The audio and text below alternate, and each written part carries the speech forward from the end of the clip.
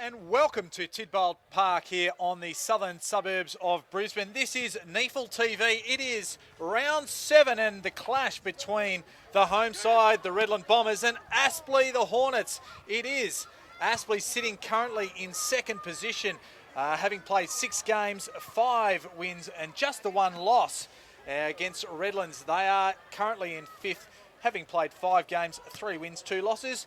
Good afternoon, my name is Mark Kennedy and joined by NEAFL journalist and all-round superstar Jess Webster. Welcome to the coverage this afternoon. You're too kind, Mark, too kind. But yes, looking forward to jumping back into the commentary box with yourself for what I think is going to be not only a great day, but a really good football match between these two sides. So we're celebrating AFL Queensland's Indigenous round this weekend, and as you can see, Redland and Aspley are wearing Indigenous designed jerseys for the first time in club history. So we're just standing by now, awaiting the welcome to country before we get underway. And we do have a couple of very special guests out there as well, which we'll talk about in just a moment, but we'll stand by for the welcome to country.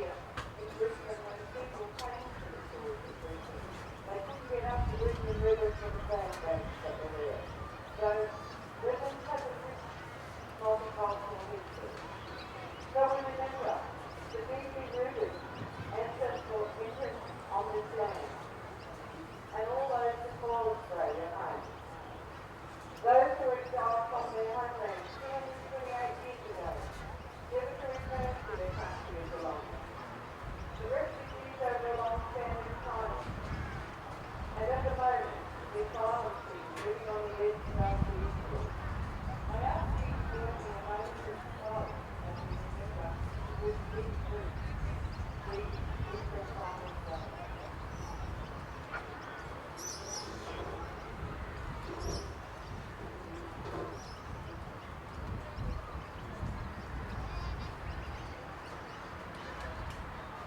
you.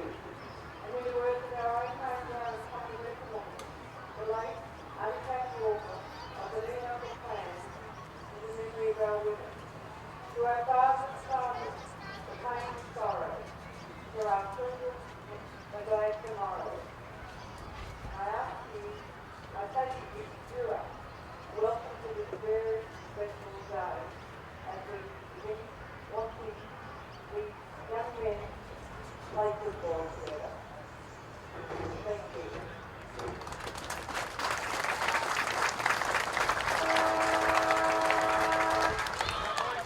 It's a great initiative by AFL Queensland to have an Indigenous round, and that was the Welcome to Country.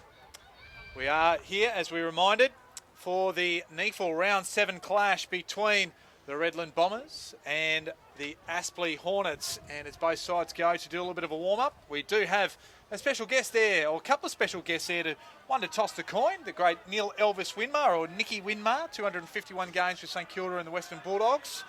And just walking also in front of us is Gilbert McAdam, star of the Marngrook Football Show, and played well over 100 games of AFL, VFL football as well. And Jess, great to have not only great initiatives like this, but great special guests and great profile for the NEAFL competition. Absolutely. I think we're very lucky today that we managed to have both Gilbert and Nicky in attendance. It's not often, I think, the two of those former teammates get together, and on such an occasion like this, a historic occasion, as we mentioned earlier, the first time that both these clubs are wearing Indigenous jerseys designed by local Indigenous artists. It really is a great sight to see, and as you can also see as well, the umpires are getting involved. They're wearing Aboriginal and Torres Strait Islander socks, and the goal umpires will be waving Aboriginal and Torres Strait Islander flags. So lots happening here at Tidbold Park, and as you can see, the players moving into their positions now. I think we will see a pretty entertaining match here today.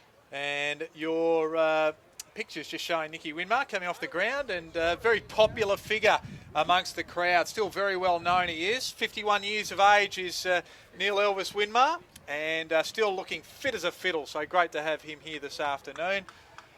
And as we see, the two sides are starting to move to their respective positions. Jess, how do you make out today's game? The pluses and the negatives, and who's going to win?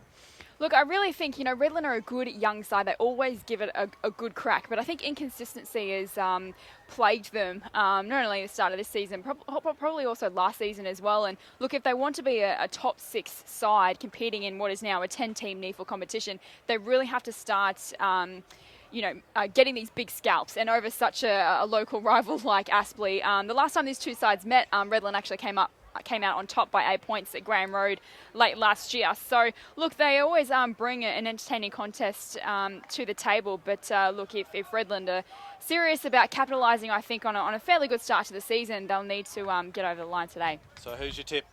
Aspley. In saying all of that, I do think that Aspley will be too strong.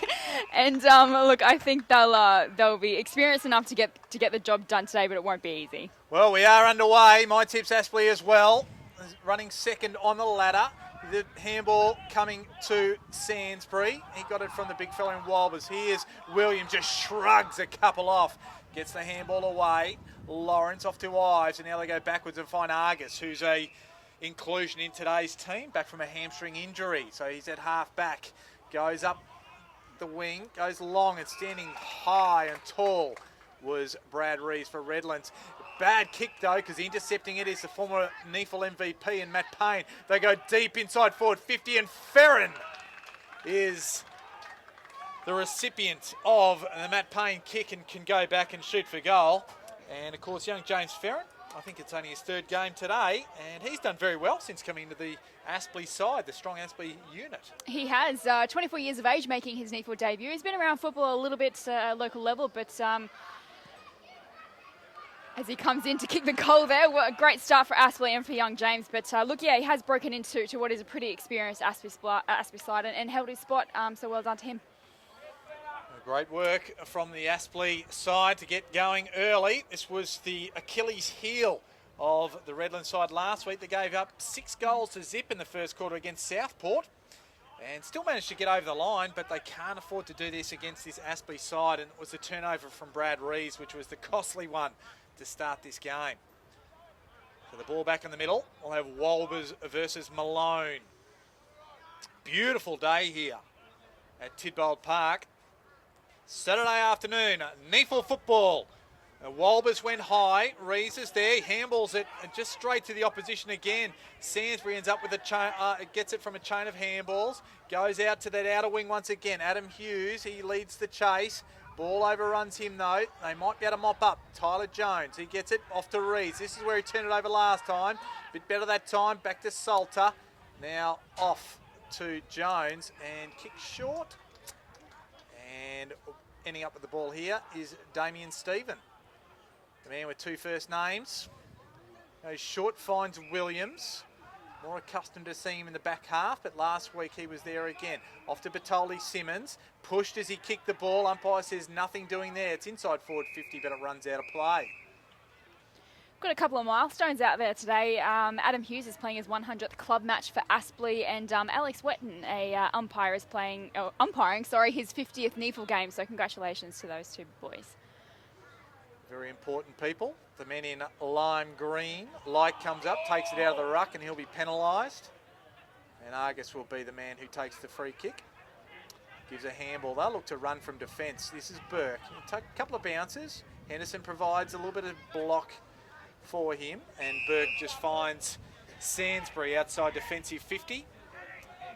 It looks like he'll come long to the target of Nellis. Hits him right in the bonds and goes over the boundary line. So we'll have our first throw-in of the afternoon right in front of the clubhouse here at Tidbold Park. Of course, the home of the Redland Bombers. Bit of a short throw there. Batoli Simmons down to Thompson, inside forward 50. No real clear winner there. Burke just manages to get the handball out. The Aspley defence ends up with Argus. Go out to the wing. There's Payne on true centre wing. He can go inside forward 50. The kick is a little bit astray and out of bounds it goes. Nellis was the man that was charged with running after it, but couldn't beat it before it went over the line.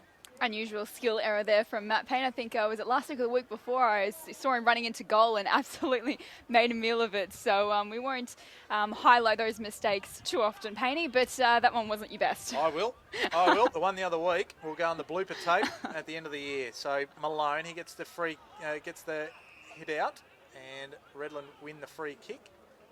Go the way of Adam Boone. Liked his game last week against Southport. Resolute in defence. He can put it up to the outer wing. And Malone stands tall, front of the pack. Just extended his arms up. Ball with Rees, back to Damien Stephen, who gave it to him. They go backwards, and this is a bit of a trait of theirs. They're not afraid to go backwards.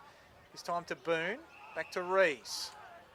Right near the boundary line, goes down the wing, finds Williams. So they're working it hard there in front of the sign that says, "Mark's in your bath." No, I'm not. They go inside to half forward. Looking for Like, goes around the corner. Looking for Rayner. He was first to the ball, but it bounced over his head. Now he gets hold of it, gives it back.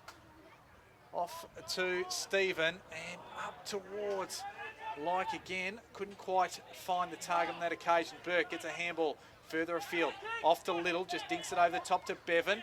Now they've got a bit of space. This is Ainsworth right in front of us here in the commentary position. Off to the fluoro-booted Williams. To Payne, back to Williams. Goes short, inside forward 50. Just misses Nellis with the target. Yagmore's there, applies the pressure, but Nellis just handles it towards the goals. Boone is first there, and he will mop it up. And they're away on the outer side here, Redlands, as Salter goes with the football. Off towards Batoli. Simmons overshoots him.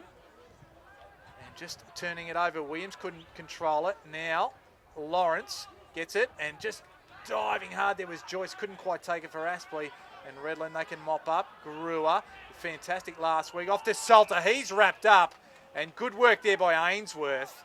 And the boy from the Sunshine Coast will take the free kick outside forward 50. The kick doesn't match the tackle because it was a shocker. Now puts Williams under pressure. Back to Ainsworth. He'll have another bite of the cherry. Ainsworth goes up towards Turner. Use the basketball skills to get the one hand up. Adkins, he just turns it over. There's Holman, usually clever with it. Off to Bevan. Bevan shoots for goal and to the wrong side there.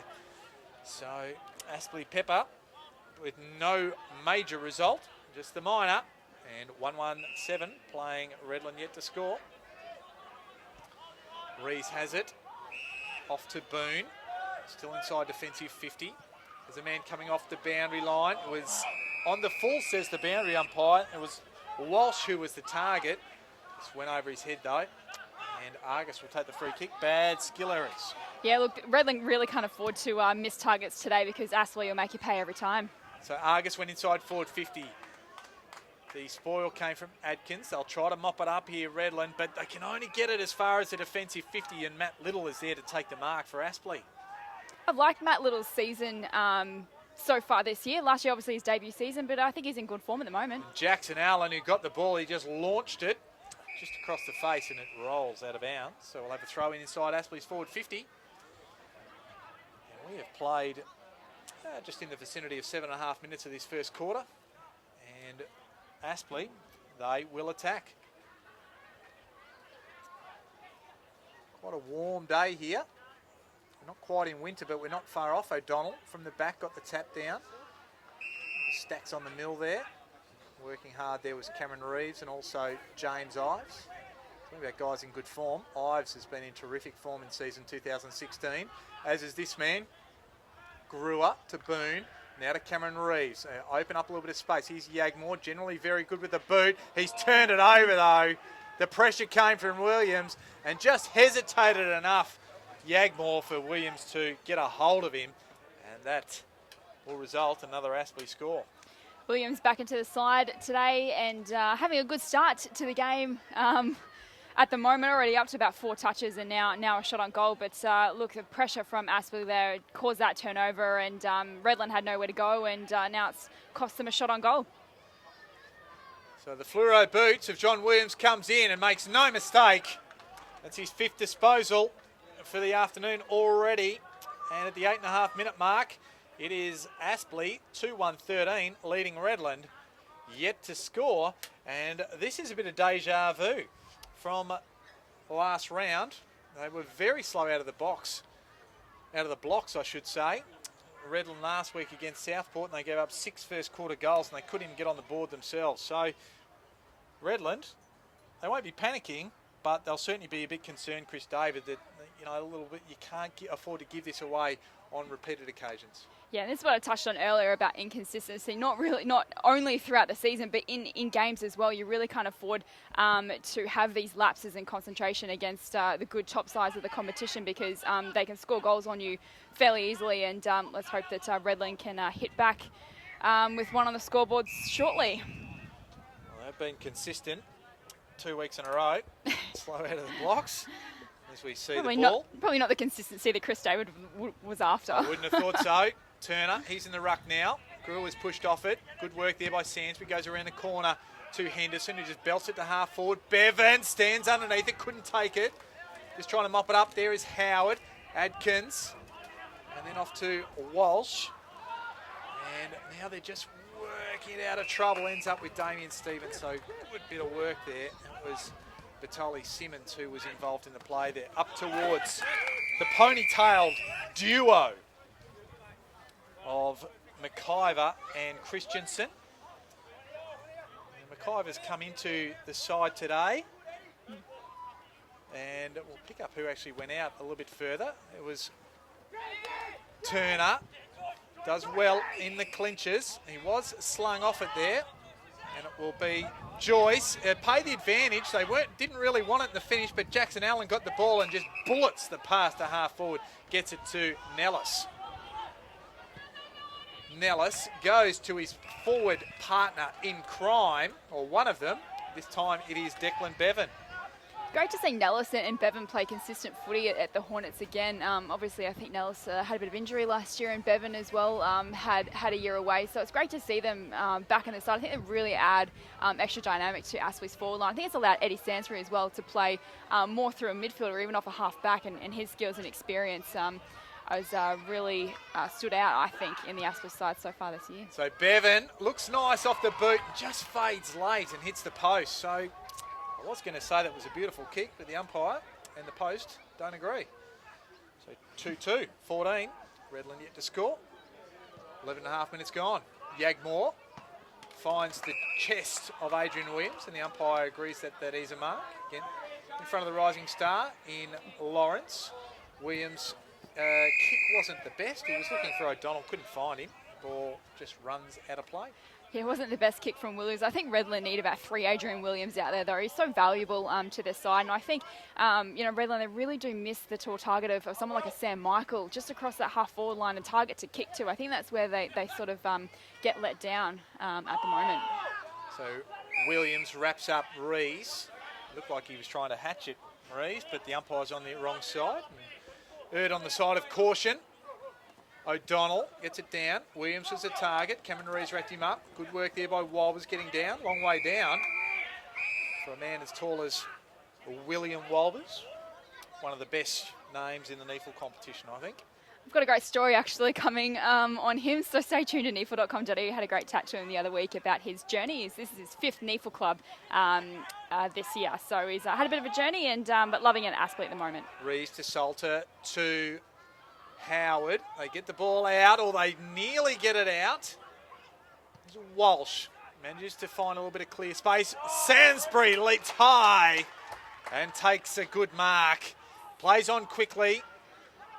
Day to Payne, back to Day on the left foot. Goes up high, just over the top. Mellon just tried, couldn't quite judge it as well as he'd like. Gets around, recovers, goes around the corner. As it bounced, was it touched? What is it?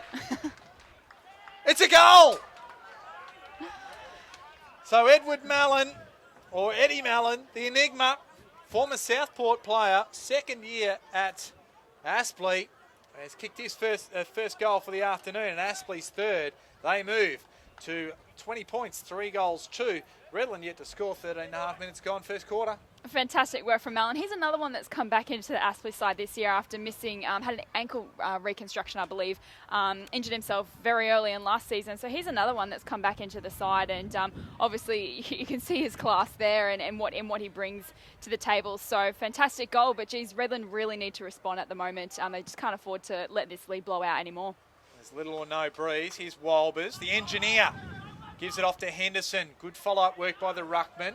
The kick inside forward 50 wasn't the best. Nellis runs onto it. Yagmore's there, just taps it forward. So danger signs here again for Aspley. Redland desperate. And the free kick will be one for a push in the back, and it'll go the way of Redland. Might be Walsh out there. Gives it short and finds Rees. So Rees in the back pocket. Goes long. In fact, that was Nylan Rowe back there. Ball back again. Now Aspley win it. Off to Day. Outer side wing. Bevan. Just right on forward 50. It'll take a good effort if he's going to line them up. Fancy his chances after being so close, albeit on the other side with his last kick.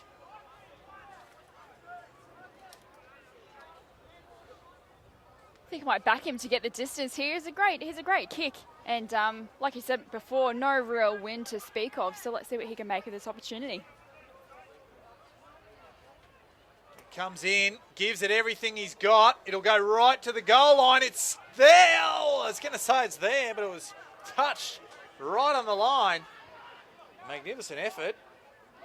There's no points for nearly being right, Jess Webster. Well, in this case, nearly right was Bevan. He only got 1 point for it though. Yagmore kicks it long. They've on out the back if they get it cleanly here. This is Jones, gives it backwards. Off to Light. And gives one short inbound to O'Donnell. Now off to Bertoli Simmons. Off to Nyland Rowe. Not sure where to go. To Miller. To Stephen. Thought for a moment the kick was going to be overcooked, but Damien Stevens good enough to get a hold of it. Goes short down the line. Finds Cameron Reeves. Umpire says go now. You went around the mark, so he does. Goes to the forward 50. Jonah Lloyd can't take it there. Just swooping on it. That time is Rogerson. Goes towards goal. It's across the face. It is Redland's first score for the afternoon, but unfortunately for them, it only is a minor. Yeah, they really needed one. As we mentioned last week, conceded the first 6 goals of the game against Southport, and I think we're lucky to come back and hit the front late into the last. So just can't afford to do that against quality opposition, so Redland really need to get a move on. Williams makes the Henderson kick look good and just puts it in the path of Little, who does very well, and then lets himself down with a poor kick inside forward 50. He's just travelling at such speed, he needed a little steadier. Couldn't do so, out of bounds. Inside forward 50 though for Aspley, out of side. Heard a good rumour about Aspley before the game, looking at a big signing. The laughs of Jess Webster give it away that she was my source. So we'll throw it in inside Aspley's forward 50. And again the ball rolls out of play. Be an ex-AFL player. Ex-Queenslander might be interested in coming back to the Hornets next year. Former North Melbourne product. You're going to keep trying to give clues away throughout the coverage today, Kanga. Cryptic as Ferrin has the ball. Going off the deck was a Redland defence. Doesn't go far enough, even though Henderson grabbed it. Now off to Argus. He'll go long, go strong, go straight, go! Don't go home, because that is a good goal there by Matthew Argus. It's so great. How much do you love seeing defenders float forward and kick goals? And particularly for Matty Argus, he's struggled with injury the past couple of years, but we would have absolutely loved that moment there. And not often you get to float forward and kick a goal, so well done, Matty Argus, and good to see you back out there. Hamstring injury, so he gave it just about everything, tested it out, so he did well. He's still in the field, so I think he passed the test. Aspley now moved to 4-3-27 Redland. The one solitary behind. 18.5 minutes gone of this first quarter. Tidbold Park, round 7 NEAFL. Turner went high. Ainsworth, he's in the thick of it. Just pulled off it. And now the Redland cavalry around the midfield. A rally to draw the stalemate.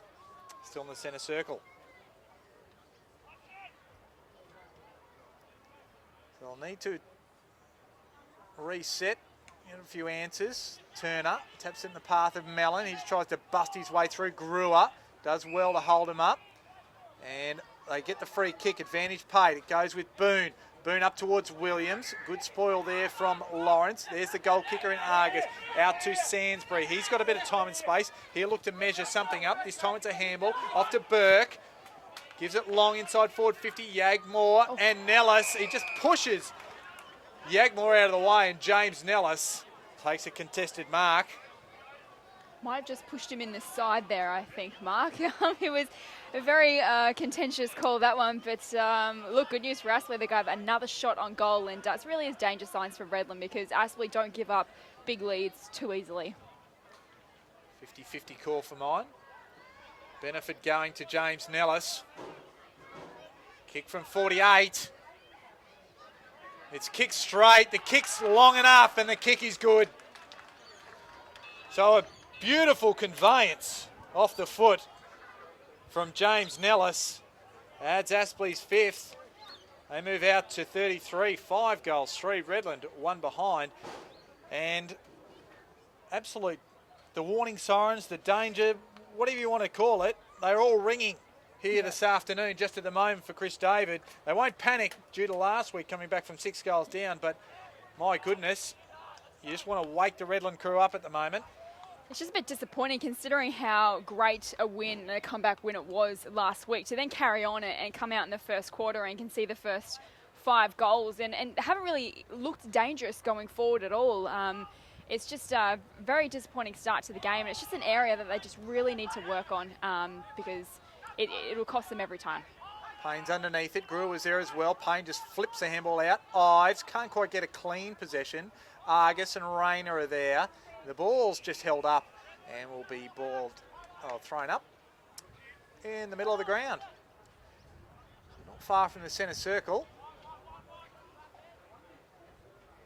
The long arms of Walbers and O'Donnell. Just back-shoeing it there was O'Donnell. Brewer to Stephen and a high tackle. It went on Brewer and against Williams. So the flaming red hair of Blake Brewer, which was prominent in last week's win over Southport, will take the ball out of the middle. Not sure where to go. He just goes to half forward. Argus got a hand on it. Henderson probably copped a high one. Umpire said no, and the ball held up with Williams applying the tackle to Burke. So half forward out of side for Redland now. What can they do? Can they get a major on the board? Walbers, he just got the tap away and won the free kick as well for a hold. Give it by hand, dangerous because Burke was there, intercepted by Rayner. Good handball over the top, Williams tries to get around one. Now manages to get to Batoli Simmons, gives it off now, and where are they going? Rayner again, Batoli Simmons goes around the corner, won't make the distance, Jonah Likes there, but now it's rushed. Indirect football, wasn't good football on that occasion as Aspley turned it over, but Redland weren't good enough to capitalise. Just overused the football a bit there. They should have had a shot on goal much earlier because they've got to take their chances, otherwise Aspley's pressure is one of the best in the competition, and we saw just then as the ball goes out of bounds that Aspley will swallow you up if you don't make correct decisions when you've got the football. The diminutive boundary umpire throws it in. I'm just looking in front of us here. We've got a 7-foot boundary umpire as partner. As the ball comes out to the middle of the park, Salter leads the chase, just dinks it inside forward 50. Argus, he's the first one at it, kicks well under pressure, finds John Williams, still at half back. Now they'll go a bit more direct, a good pass, finds Hughes, and unlucky that wasn't 50, as Mallon on the lead, can go over the top, has Nellis, does it well, takes it just inside the boundary line, forced to hold up so he didn't go out of bounds, but maintains possession. They can shoot for goal. Very clean transition from Aspley there. Looked really good watching it here in the commentary stand. Now they've got themselves another shot on goal. Not exactly the easiest shot I would have thought, but look, the way they're going at the moment, you wouldn't put it past them. 23 and a half minutes gone as Nella shoots for goal. He liked it off the boot. It didn't have the action behind it, but I think that's a NEAFL goal of the day. A cute angle and a very cute goal.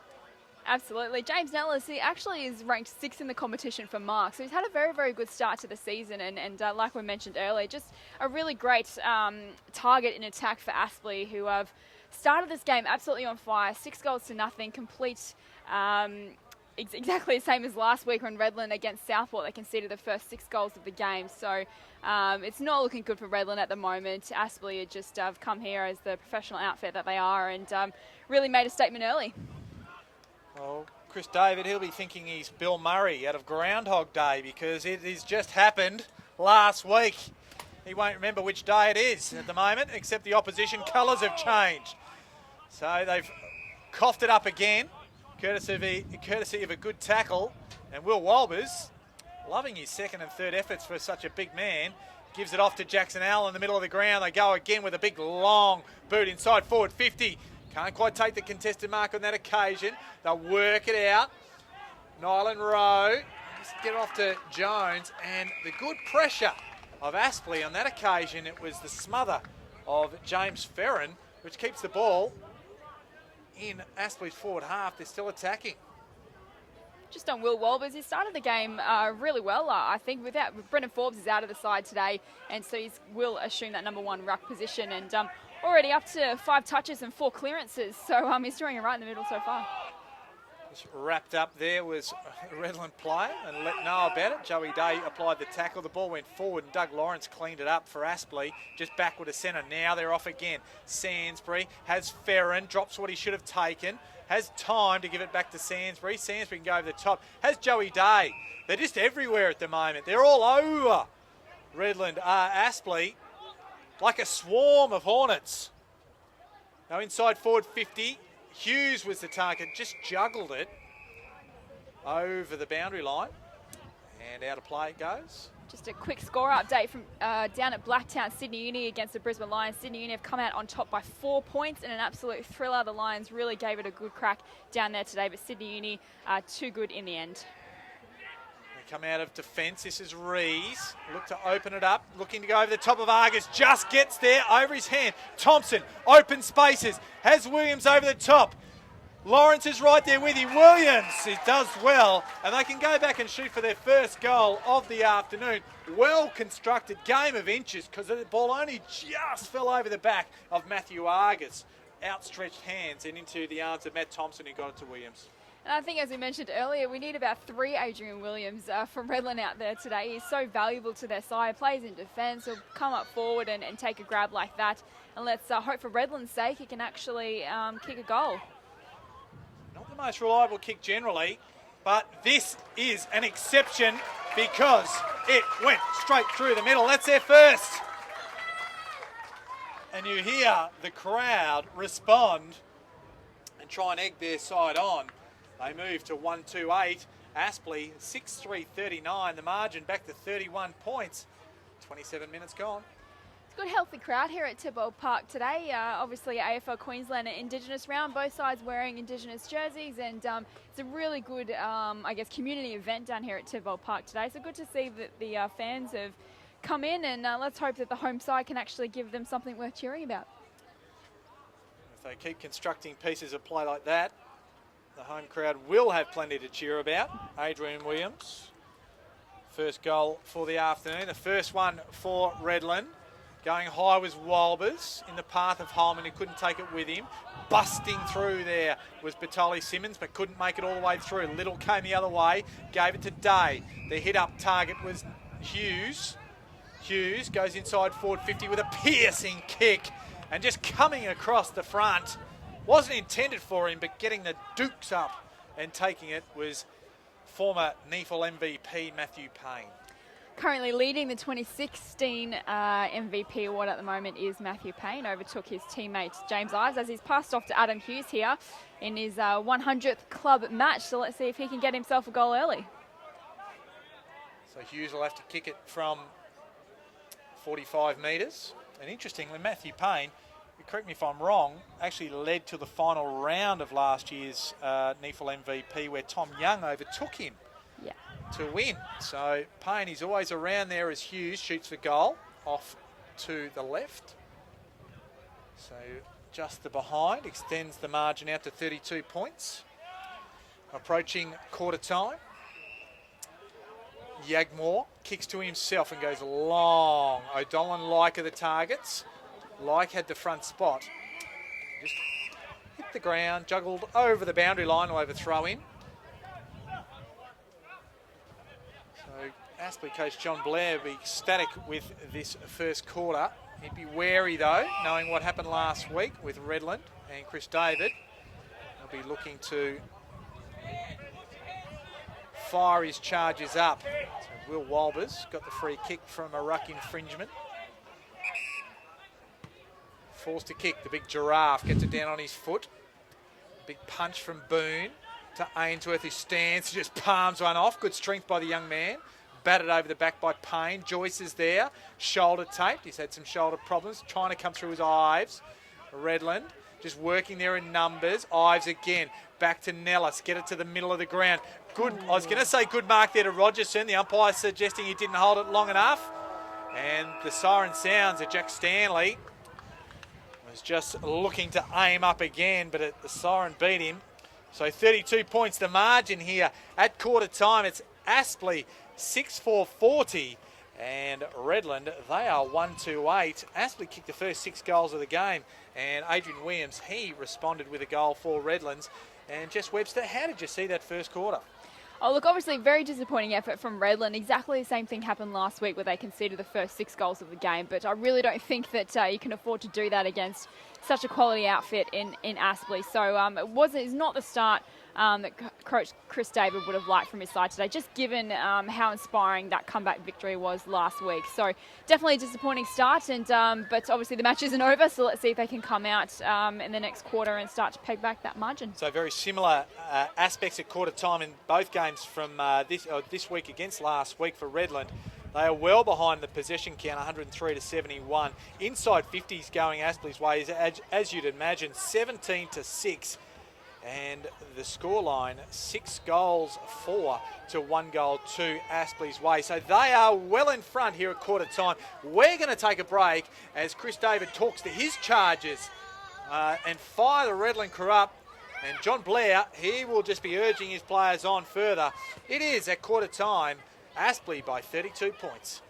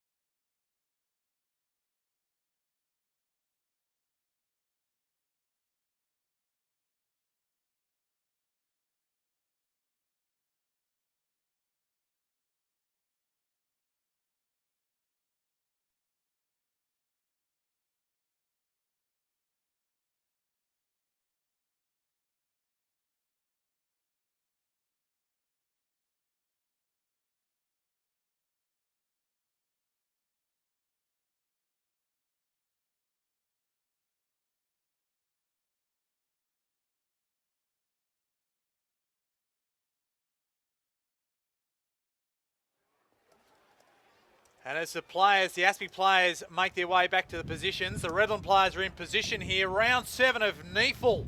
Welcome to NEAFL TV. Jess Webster is doing expert special comments this afternoon. She is the NEAFL journalist, joined by myself, Mark Kennedy. It's great to be here. And at quarter time, it is Aspley 32 points ahead, 6-4-40 to Redland 1-2-8. While we've got just a second here, Jess, round the grounds. Yeah, let's just quickly go around the grounds. Three or four games going at once at the moment. So Sydney Uni are winners over Brisbane, 17-12, 114 to 17-2, 104. Down at Manuka Oval, Sydney Swans well ahead in the fourth quarter, 124 to 27 over Canberra. And across to Spotless Stadium, halftime, and the Giants 10-4, 64 lead Gold Coast 3-6, 24. So Walbers laid a good tackle. They get the ball out to Redland. Inside was Rees. Rogerson goes around the corner. That's a start they wanted. It was a disappointing drop mark there in defence from Aspley. Rogerson pounced. And the first goal took only 30 seconds to get, and it went the way of the home side. And that'll really give them a little bit of a boost. Jess Webster, the margin back to 26 points. Talk about the perfect start. It's exactly what Chris David would have wanted from his troops coming out here in the second quarter after giving up a big lead in the first. If only they could start the game like this, it wouldn't look so bleak on the scoreboard. But they have crawled the margin back ever so slightly. Brad Reeves was involved there. He's at 8 disposals so far in the game. Leading all comers is Eddie Sansbury. He's at 10 double digits to get him going. Batoli Simmons is in there, well wrapped up, and we'll go again. In fact, it was Reeves under there. Ball in the middle again. Walbers has front spot. No real clear winner. Batoli Simmons is there. He just drags it in. Walbers gets down on hands and knees. If he falls over, might end up in a different postcode. He's that tall. Ball up again. Walbers with a big go-go gadget arms. Batoli Simmons, though, just got a muffled kick forward for Redland. And then, I was going to say, just about gives away a free kick as he lays a tackle. Umpire didn't agree and says, no, that's fine. I'll just throw it up instead. And Ives gets up from the bottom of the pack. Walbers again. Brewer tried to extract it. Williams tried to extract him from the turf.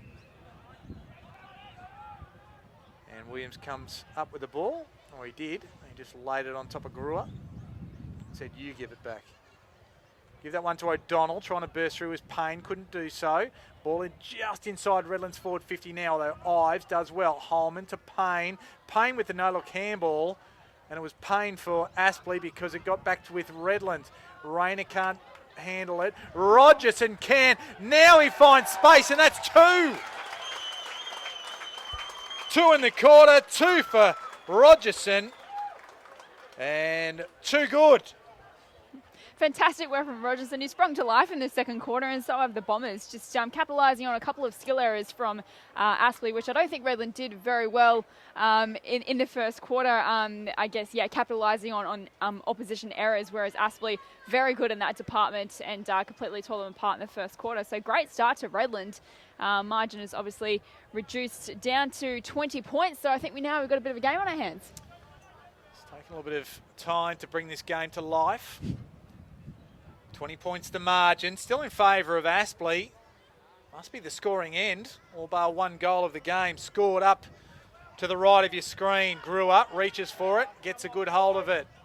Gives it off to Boone. Boone goes to half forward. Rayner's there, but standing a little bit taller was Matt Argus at the back. Not the tallest duo out there. Goes up to one of the taller conveyances getting around terra firma in Will Walbers. Back to Argus, up to Mallon. The big fist came from O'Donnell. Overrunning it was Jones. Stanley for Aspley to Argus. Just chips it towards Joyce. Couldn't take it. Here's Walsh. Just couldn't quite handle it. Day can. Gets it off to Williams. He gets around one. Then goes over the top inside forward 50. Nellis leads the charge. Tries to get off to Ferrin. Yagmore just drags it off him. Well done, Yagmore. Miller. It's a handball outside defensive 50. Not sure that was the wisest. allows Aspley to go again. Sainsbury, Day has his kick smothered. Walsh now can control it. Off to Rogerson, gets around one. Goes on his trusty left foot, being good in this second quarter because it's produced 2 goals, and off to Jonah Like on the outer wing. Now inside, half forward, finds Christensen. This is Aaron Christensen. Right on forward 50, looking for a target. It's looking for Salter. Getting back there was Argus, and they go straight away. Burke off to Mallon, still on defensive 50. Kicks it short, has Henderson in board. Was looking to take it to the outer side, decides to come on this commentary side to Joyce, off to Holman, gets around Christensen well and just chips the ball over the top. Centre of the field finds Williams. They go quickly. Vanderman, he's loose. Coming the other way, it was Hughes that was loose, but coming the other way was Yagmore. And he did well, gets it off to Salter.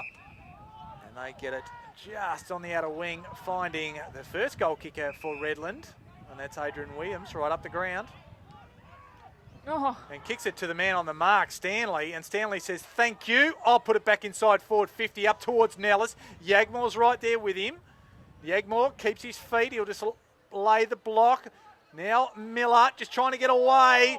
Great threw tackle. the fist at it and couldn't make a connection. And James Nellis, who applied the tackle, will take the free kick. So good forward pressure for Aspley. It's exactly what you want from one of your big forwards, is that kind of pressure to cause a turnover. And as he's trying to spot up Eddie Sainsbury. He'll take the ride, can't do so. Walsh stood tall, dragged off the kick, but managed to get enough on it to get outside defensive 50. Ends up with Henderson. Off to Sainsbury, to Burke. Payne's a target. He says, I'll just duck down and let Adam Hughes. Hughesy, you take it. And took a good one in front of Brewer. They can have a shot for goal. Smart kick there from Burke. He could have just blazed away and gone deep into the forward line, but was clever enough to try and spot up a target. It was a contested mark in the end, but a good option in Hughes. And this will really hurt the Bombers, who obviously started this quarter quite strongly with the first couple of goals, but could be a steadier for Aspley. Have to kick from right on 50. A little bit of breeze going that way, so distance wouldn't have been the problem. And it wasn't a problem, but accuracy clearly was. So they extend the margin. 21 points now the margin. 6 3/4 minutes. They bring it out of defence. Aspley. It was Miller. Nobody really there. They wanted the ball to run out in the finish, but Stanley, he just said, well, bring it back. Gives it to Lawrence. So still in that outer wing here at Tidbold Park. Lawrence goes on the left. Yagmore can't quite effective quality spoil. Howard just swoops on it. Gives it off to Salter, or Jones it was, I should say. And they work the ball out of trouble. And that was Walsh who gets it up in the path of Jonah Like. And Burke ensures that both he and the ball and Jonah Like all go out of bounds. And we'll have a throw in front of the big crowd here at Tidbold Park. Great to see community football, or NEAFL football, thriving. Thanks for joining us as well for this coverage of round 7 on NEAFL TV. Ainsworth gets a clearance in the path a little. He couldn't take it with him though. Ainsworth, he backs it up. A bit of a straight ahead, go ahead player. Chainer Hambles ends up with Argus. Puts in the path a little. Coming the other way was Miller, did well. Payne applies a tackle. Just swooping on it. Batoli Simmons does well. Gets it out the outer wing to Salter. Looking for Batoli Simmons again. Ainsworth keeps his feet now. Goes to ground. Little. Just almost shuffles the ball out. Has Argus there. Ends up with Lawrence on the outer side. Gets it down the line. And the ball was just juggled out of bounds. James Farron was trying to take it. So it will be a throw-in as it bounced in front, or it juggled and went over the line, is what I'm trying to say. So it'll be a throw-in. Great start to the match from Matty Argus. He's actually leading the disposal count for Aspley at the moment with 11. Sainsbury's also on 11, and John Williams and Will Wobbers 9 touches each. And just quickly for Redland, Brad Rees, Tom Salter and Hayder Batoli Simmons all have 8 disposals each. Turner gave away a free kick in the ruck. We'll end up with Miller. Now off to Rayner. It's on that left foot. Can't find Williams. Walsh is there, shows Little a clean pair of heels. Goes inside forward 50, puts a bit of pressure on Christensen because Aspley had plenty of numbers back there. They are making a bit of a mess of it though. It stays in their forward half. It goes out of bounds, so that's actually a good result for Redlands. And the ball will be thrown in, and that's not quite the machine, the well-oiled machine that usually is the Aspley back half. It's good to see Redland are actually applying a bit more pressure. I think too many times in the first quarter, Aspley just managed to kind of get out into open spaces and use their foot skills. So good to see they've lifted their intensity. McIver couldn't take it cleanly. Allen does take it cleanly. It was impacted high. They pay the advantage. It was Ives that got that advantage. Gets it out towards Hughes. He's taken high, and he'll take the free kick. Goes down the line. Ferron's the target. It was a good kick, well measured. Made good ground, Ferron. He's asked to go quickly. Howard wraps him up. He's right there with him. Now it's a bit of a Roman Greco wrestling. He goes on. Howard, though, gets to his feet, does well. I bagged him last week with his kicking, and he did some good, hard, tough stuff there. Got it to Rees, who had his kick smothered, the ball out of play. So give Redland a bit of a win there. But they couldn't quite really take it up and put the pressure on the Aspley defence again. 10.5 minutes gone, second quarter. Walbers front spot there. Mallon gets a handball off to Walbers, does well, under pressure. Ives, Rees is in there. Also there was Rayner, working in a bit of a shoebox. Not big enough for a phone box. It would feel like a queen-size bed on him. And they work it around again, so they dispossess. Ainsworth to Payne. Payne measures one, looked awkward, off towards Joyce. Right there is Nylan Rowe, does well and wraps him up. Umpire says it was held to his chest, and we will throw it up on this commentary side wing. A little bit of a tete-a-tete with Rayner and Williams, just off the ball. Payne gets it off to the man I just named in Williams, down to Sandsbury. Look for a handball target, decides to kick it inside forward 50. Bevan is the target, puts the long arms out. Boone was good enough to affect the spoil. Can't take it cleanly there, defence of Redland, and they tied up Aspley. Fed backwards to Ferron. Payne was the man who got it and had his kick smothered by Nylan Rowe. We'll have a throw in, inside forward 50 for Aspley. Only about 25 metres around from their goal. They go again. That one to Bevan. Jones kicked it out. Christensen couldn't take it. McIver's wrapped up very well, and a strong tackle from Rogerson. And we'll have a ball up. Of course, McIver, son of the great Scott McIver, former Fitzroy and Brisbane Bear. Ball inside forward 50 again for Aspley, and Nellis beats Yagmore to the punch. Being in front as a forward is imperative, gives you the best chance, and that was case in point with James Nellis there. Already got a couple of goals today as James Nellis, so he started pretty well, provided a really great target up forward in attack, and also his pressure, as we noted earlier, has been terrific in that forward half. So let's see if he can go back and slot his third major. So 45-degree angle, only kicking from 30 out, starts it right, and he fell over as he kicked it. I thought he was just disappointed. That's the way I kick the football at the moment. 1 point of the results. Extend the margin just a little bit further to 22 points. 6-6-42, 3-2-20. Aspley in front. Rayner under pressure, the handball from Argus. Gets it off to Howard now. They've got a little bit of space. Rees is the man with the ball. Up towards the target. Like jumps, can't take it. Standing there in the contest was Burke, and he can mop it up. Goes off to Day. Day just dinks it over the top and finds Adam Hughes, who had Sandsbury there. Now it decides to go to him. Just goes for the required 15 metres. Just Webster had a measuring tape out there. Not sure that was 15 for me. Extending your two arms doesn't make it 15 either. And Nellis, another contested mark. He's causing a lot of grief for Peter Yagmore. And Nellis gets the kick off. And on that outer side there, this is Jack Stanley with the ball, who has played as a forward for a lot of his career at Aspley. He's down back at the moment. Obviously, to cover the losses of Gavin Gross and Michael Hutchinson are out for an extended period of time. But although Stanley did play in the back line a bit last year and did very well, but been really impressed. I think, I don't know, it's only been a couple of games since Gross and Hutchinson have been away, but Aspley managed to cover the holes, I think, pretty well. So Jack Stanley kicks truly. And that is the 7th and their first for the second quarter. And they move to 7-6-48. Redland 3-2-20. The margin now out to 28 points. Just looking at some of the stats, and the hit-outs and clearances are basically even between the two sides, but inside 50s, of course, heavily weighing Aspley at the moment. It's just those skill errors, I think, are really letting Redland down. But to their credit, they've lifted their intensity so far this quarter, but they just need to, I think, get a more of that running and use their speed, which I think is one of the big assets for them. They need to do that more often and try and break the lines more and get into those open spaces, because I think that's when they are their most dangerous. So got that out in the end. Yeah, controlled the ball well, Aspley. 39 marks to 25, they lead. Inside forward 50 goes Adkins. And the punch came from Jackson Allen. Haven't minded his game. Last couple of weeks, he's really lifted his work rate. Wasn't quite at his best in the first few rounds of the season.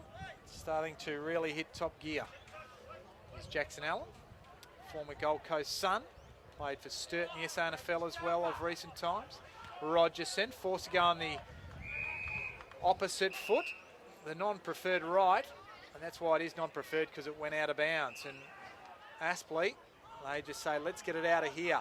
It's with Jackson Allen. Good kick from Matt Argus. Allen has a couple of bounces.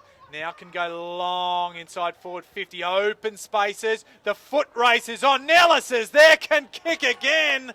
And that is this time number 3. And he is a major thorn in the side of Redland. And the scoreboard is starting to stack up desperately in favour of Aspley. 54 now, playing 27-6, playing 3-2. Brilliant transition from Aspley. They really opened up Aspley there, and all started with that great kick from Matty Argus in the back line too, to get them out of trouble. And he's having a great game, already up to 13 disposals, three rebound 50s and a goal. So it's been a great return to the side for Matty Argus. But that was just perfect piece of play there. Exactly what I think Redland need to try to do to Aspley and use that speed. But at the moment, it's just Aspley using the ball so much better and creating opportunities for themselves. Very direct by foot. Really helps set that up. Adkins against Walbers. No real clear winner there. Williams takes the ball. Redland come away with it, but they turn it over straight away. Ives just tries to put a leg speed on. Couldn't quite find a way clear. Howard goes to Christensen out of side. Just forward to centre. Goes to true centre half forward. Looking for and taking it. It was Jonah Like. First time he's been in the play. Goes out towards Walsh. Does well in front of Joey Day. Now has time to play on. Goes up to a target. I was going to say Big Malone. But Big Malone and Williams collided and only allowed the Aspley defence to get out of trouble. The ball came back out. And it was Adam Hughes who tapped the ball under pressure away from Yagmore. Rolls over the line. Out of bounds. So thrown in there. There's a hold going the way of Walbers. Using the ruckman Adkins there. He's played defence a fair bit. Walbers. Awkward kick as it is when you're that tall.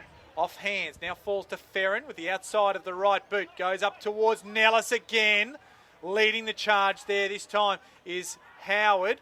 Forced to do a bit of a 360. Dangerous kick looking for Yagmore. Hits the ground. The gasp was from Jess Webster as they just got themselves into trouble.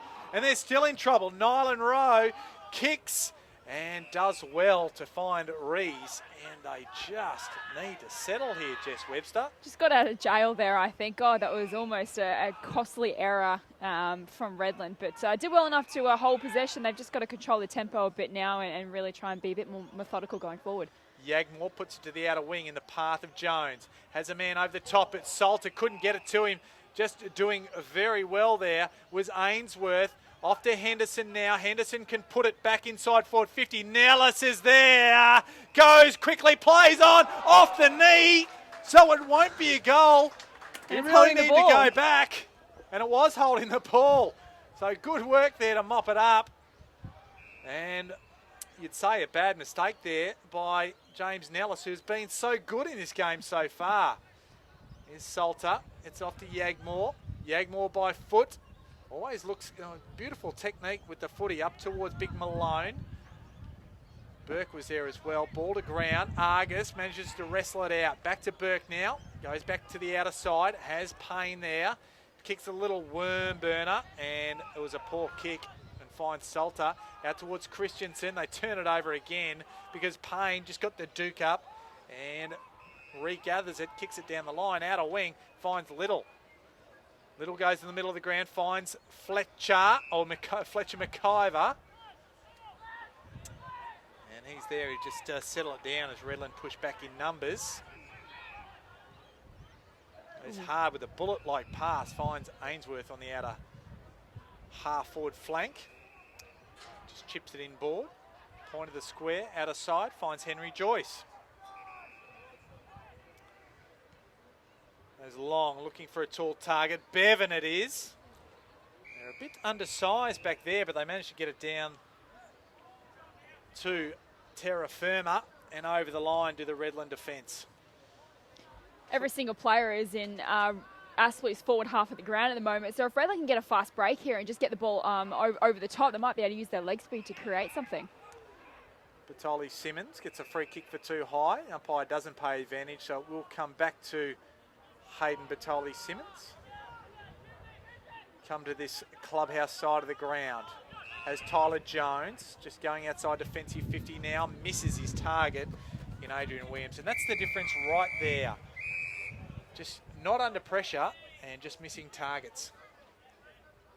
There's a 7-foot boundary umpire. Knows to throw it into play. Where he throws it in, he could probably touch it with his hands if he reached out far enough. He's that tall. Edward Mallon has got it down. Now Argus, he's wrapped up as well.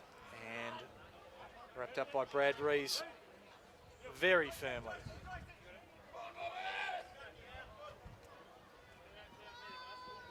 Umpire asking the ruckman to separate a metre.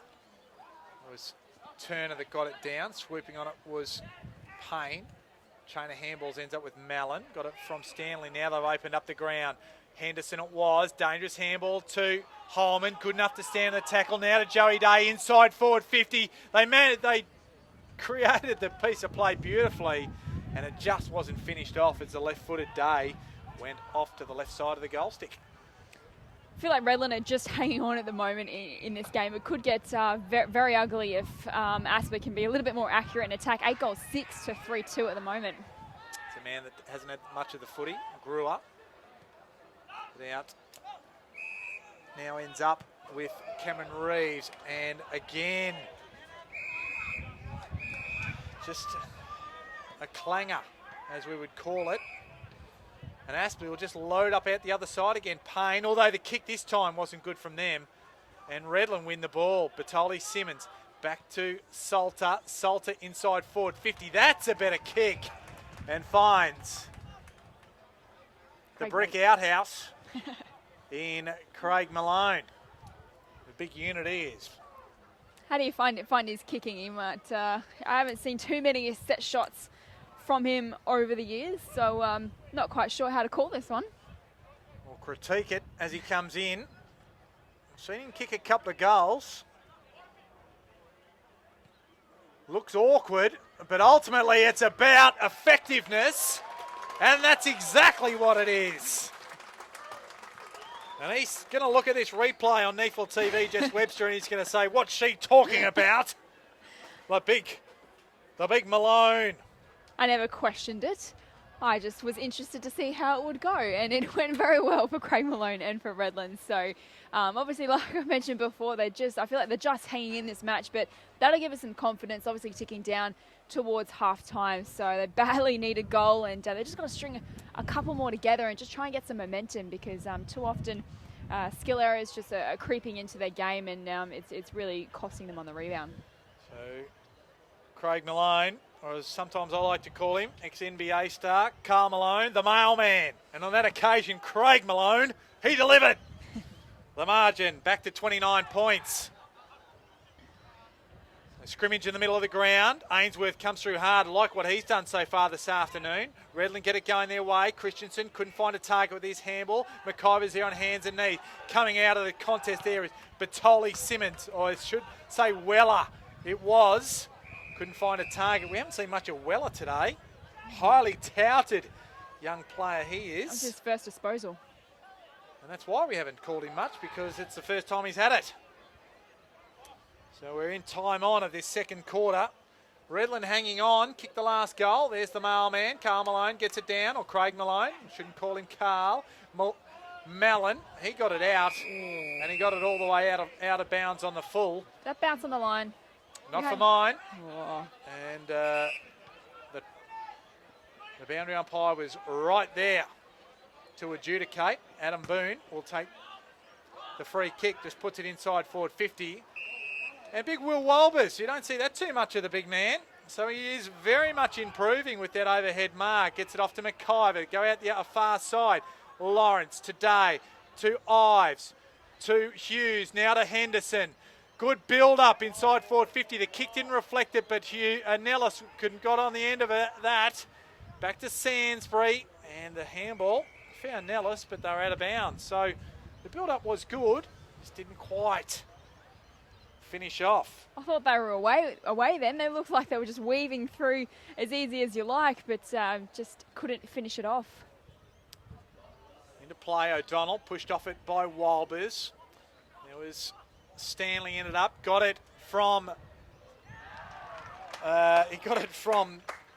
Mallon, and just coming through, Stanley kicked a beautiful goal. Excuse me for the stutter. But it was Aspley that just added another one and put a bit of pain back into the Redland Bombers' tails and put the margin back out to 35 points. As Jack Stanley adds his second for the afternoon and second for the second quarter. They keep responding, Aspley. Every time Redland, pretty much they've only kicked 4 goals for the afternoon, but every time they look like, a couple of goals to start the quarter and then they hit back. Craig Malone kicked, a really great goal and then they've hit back again. So just what good sides do, they just don't, like we said in the first quarter, it was just so costly because good sides like Aspley just don't give up big leads like that. They've just managed to just keep maintaining that 4 or 5 goal lead throughout the match since quarter time. O'Donnell went high. We'll give that one to him. Joyce. Day can't quite take it. Ball, plenty of players around the contest. Day's there again. Henderson's around the contest as well. Holman. And we'll have a ball up.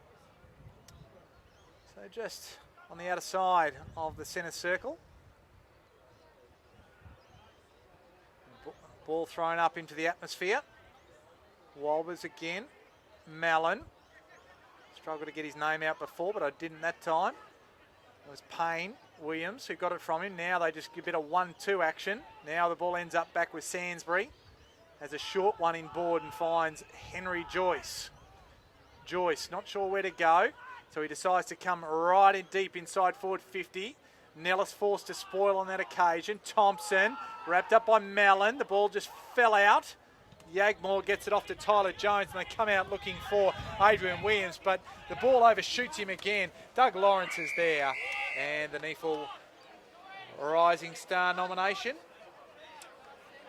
Had a great chat with Doug Lawrence last week when he got the Rising Star nomination. Couldn't believe it. He actually thought I was pranking him when I called him. He just couldn't believe that he had been nominated. He said he was just feels very, very lucky to be on Aspley's list, and he is another great story coming from Kenmore, originally through the Western Magpies, and has been on Aspley's radar for a couple of years. And they called him at the start of last season and said, "We're watching you," and then they called him again at the end of the season and offered him a spot on the list. So great to see the South African-born defender is on a NEAFL list and holding his own, doing really well. Couldn't believe he was on the list, let alone getting a game, and a rising star. Payne, talking about a star. There's Henderson doing well. Joyce in the path a little. He will try and use his leg speed to get himself out of trouble. Finds McIver. Now they'll go backwards and find Jack Stanley, who's drifted down, kicked a couple of goals this afternoon, and a beautiful pass.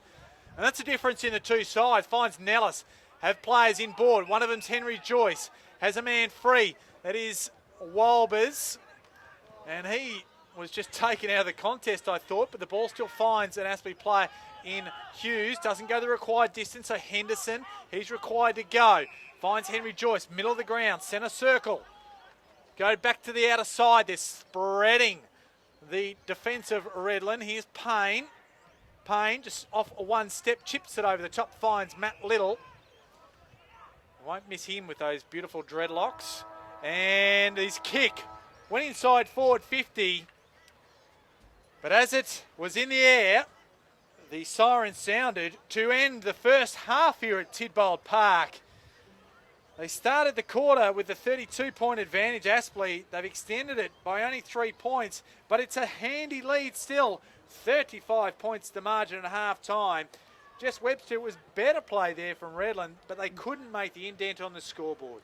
Absolutely. I think Aspley, they're just a class above at the moment. You can see the way that they're able to control the ball around the ground a lot more better. Skills haven't been perfect, but they've been better than Redland, and they've managed to create some scoring opportunities. And Redland, they just need to get the footy in the hands of more guys like Brewer. Mentioned Nick Weller hasn't had a lot of it. Even Peter Yagmore in defence, only the 5 touches at the moment. So they need their great ball users to have more of an impact on this game if they're actually a chance to get within a chance of winning the game, really. Well, Brewer's had 6 disposals, and of those 6, I mean, he's used 4 of them in clearances. So that just illustrates how important he is in terms of being an in and under player, and he can use his leg speed to link up well as well. Rees is the one who stood up. He's had 11 first half disposals, along with their captain Tom Salter. So they've got a lot of work to do. On the other side of the coin, Sainsbury, he's had 15 first half touches through the middle of the ground. And Matt Argus from defence has had 14, and the little superstar, the Major Payne, Matthew Payne, he's had 14 as well, along with another one of their prime movers in the middle of the ground, John Williams. He has racked up with his 14 disposals, 3 clearances and 3 inside 50s to go with a goal there. What's your advice if you're Chris David, Jess Webster? I think they just have to go back to basics. I mean, too many times their skills, it's just that the basic things I think are really letting them down at the moment. So you need to sort of, I guess, get away from probably the scoreline, the opposition, and just actually go in there and say, guys, we do know how to play football. We can show that when they are at their best, they're a good, quick side who can, score quickly and score often. So they've just got to reset and just try and, like I said, get back to the basics and concentrate on what they can do to control the game. And that's why Jess Webster is the highest paid NEAFL journalist around Australia. She has all the good oil, giving Redland the game plan for the second half. They just need to get moving, and Aspley, they'll just want to keep moving because they hold a 35-point lead at half-time. We're going to sign off, have a bit of a break, and we'll rejoin you after half-time and see if Redland can bridge this gap or the second place Aspley just keep marching on in second place on the NEAFL ladder towards wrapping up, even early in the season, towards that finals spot. So we'll be back with you after half-time. Thanks for joining us on NEAFL TV.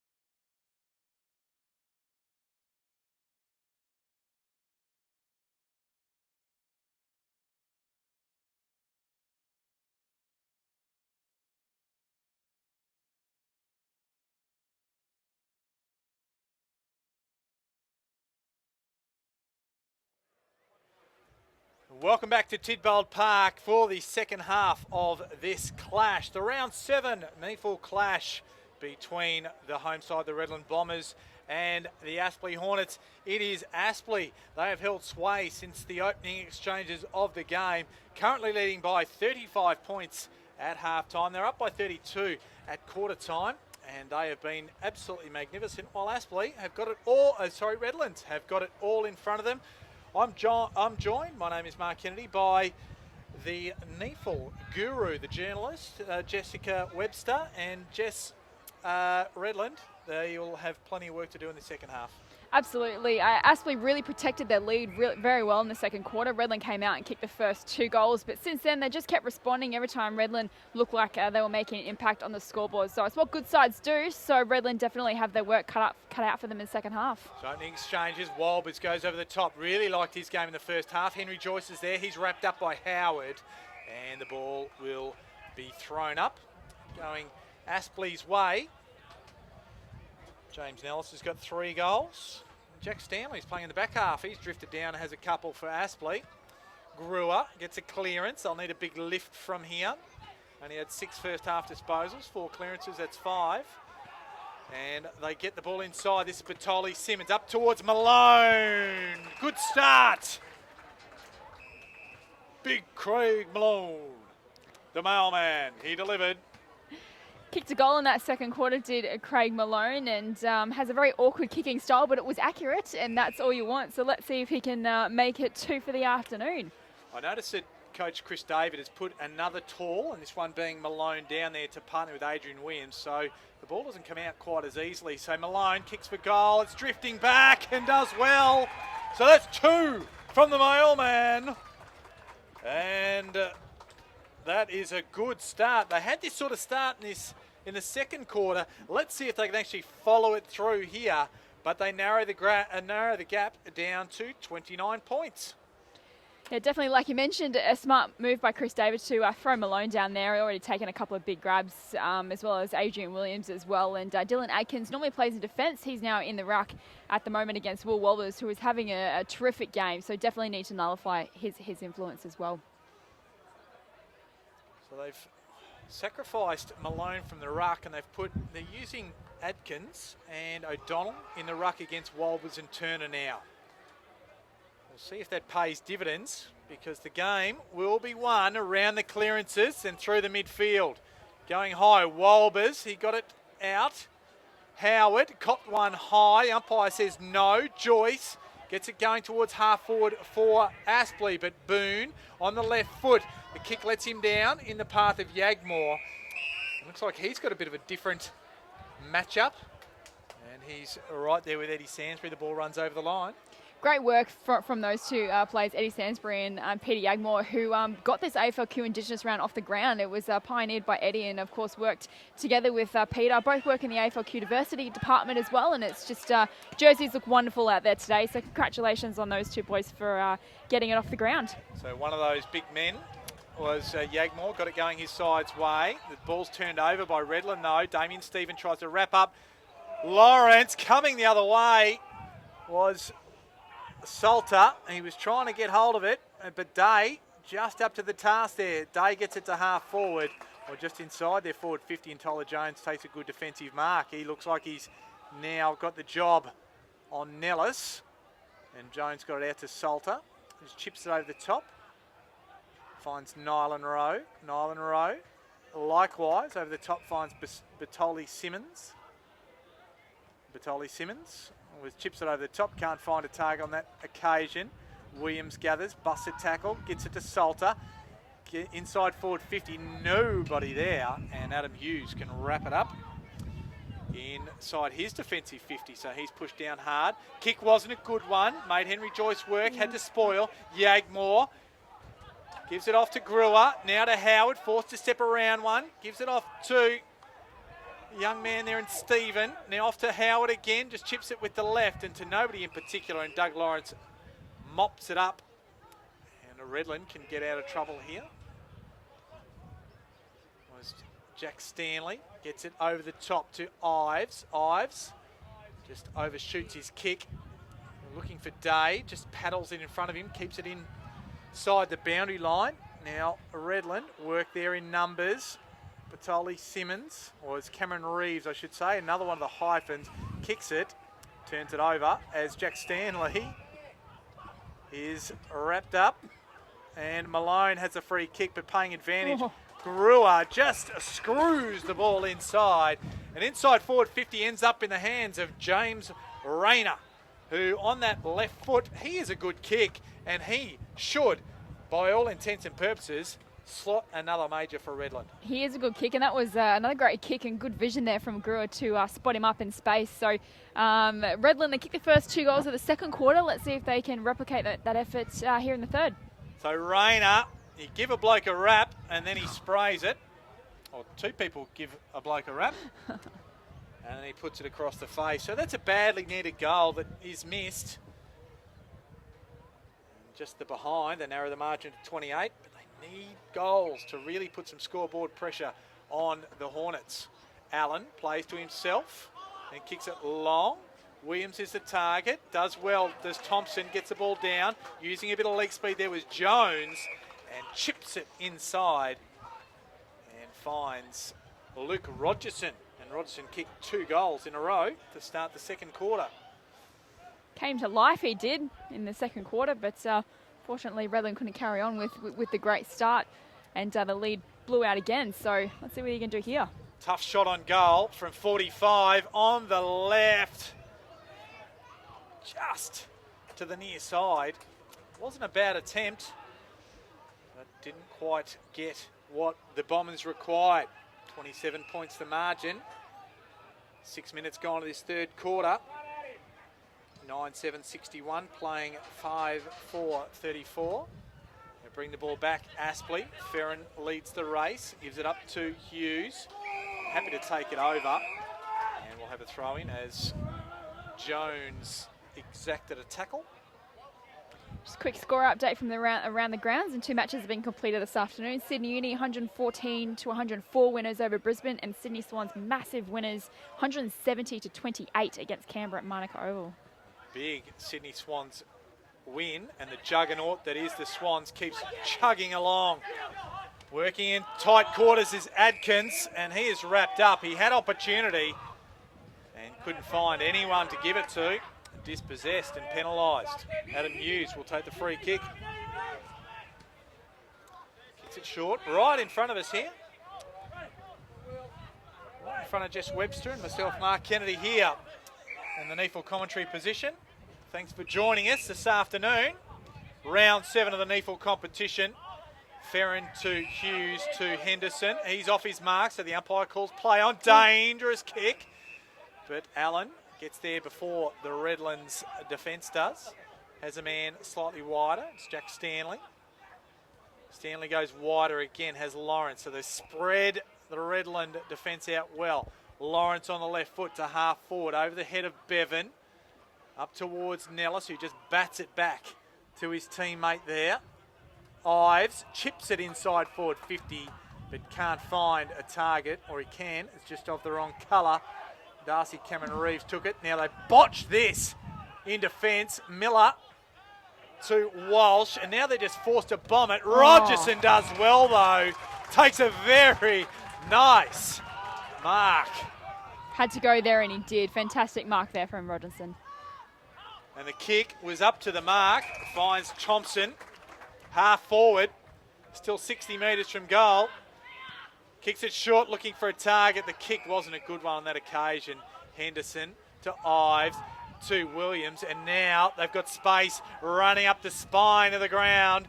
Inside forward 50. Who's coming out to meet it? Paynes there. Over the back it goes. That man, Nella, swoops.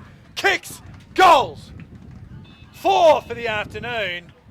And Aspley re-exert their dominance on this contest. Margin back out to 33 points.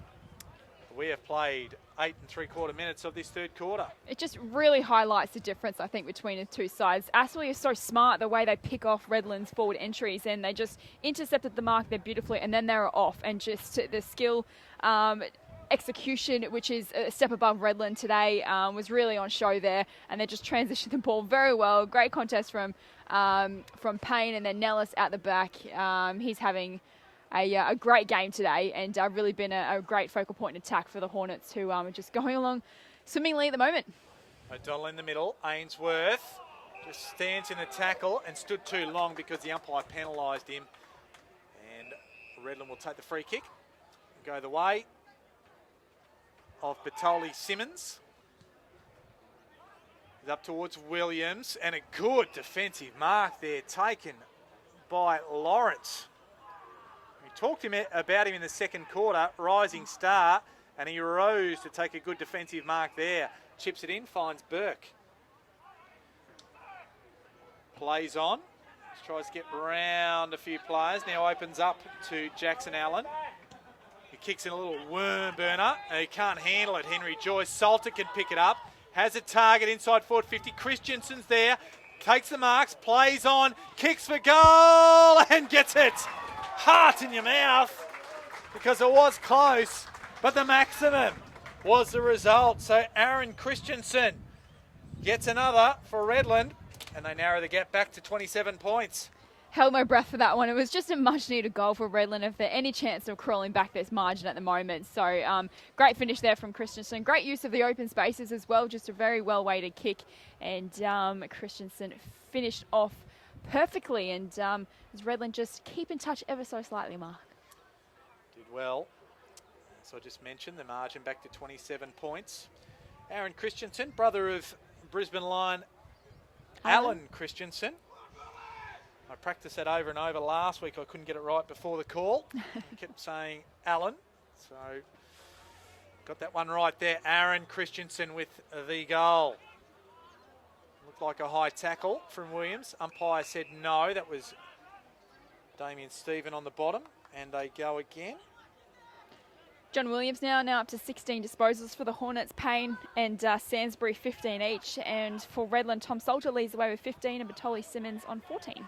Batoli Simmons was the man that actually got that one forward. Stanley just shows it and then says, backs away and says, I'll handball over the top. I'll find John Williams. So well done. Links up with Joyce now to Turner. Turner pushed as he kicked, so sliced off that left foot. Beautiful backspin on it. And leading the charge is Adam Boone. What's he going to do? He picks it up. He's got plenty of Hornets around. Trouble there for Redland, as being dispossessed by Ainsworth was Nylan Rose. So good closing speed of Ainsworth. He takes the free kick inside forward 50. Man loose, going high was Adam Hughes, and he can go back and shoot for goal number 11 for the Hornets. Great mark there from Hughes. He got under it fairly well and managed to hang on to it. So let's see if he can get a goal to his name. 100th club match for Adam Hughes today. So congratulations on your milestone game. So Hughes kicks it low, kicks it hard, kicks it truly. And that's another one for the Hornets. They move to 11-7-73. Redland 6-4-40. We've played 12 and a half minutes of this third quarter. Just another quick score update as well from Spotless Stadium. Currently halfway through the last quarter. The Giants 16-9-105, leading Gold Coast 6-11-47. So looks like a win coming up there for the Giants, who will overtake Gold Coast inside the top 6.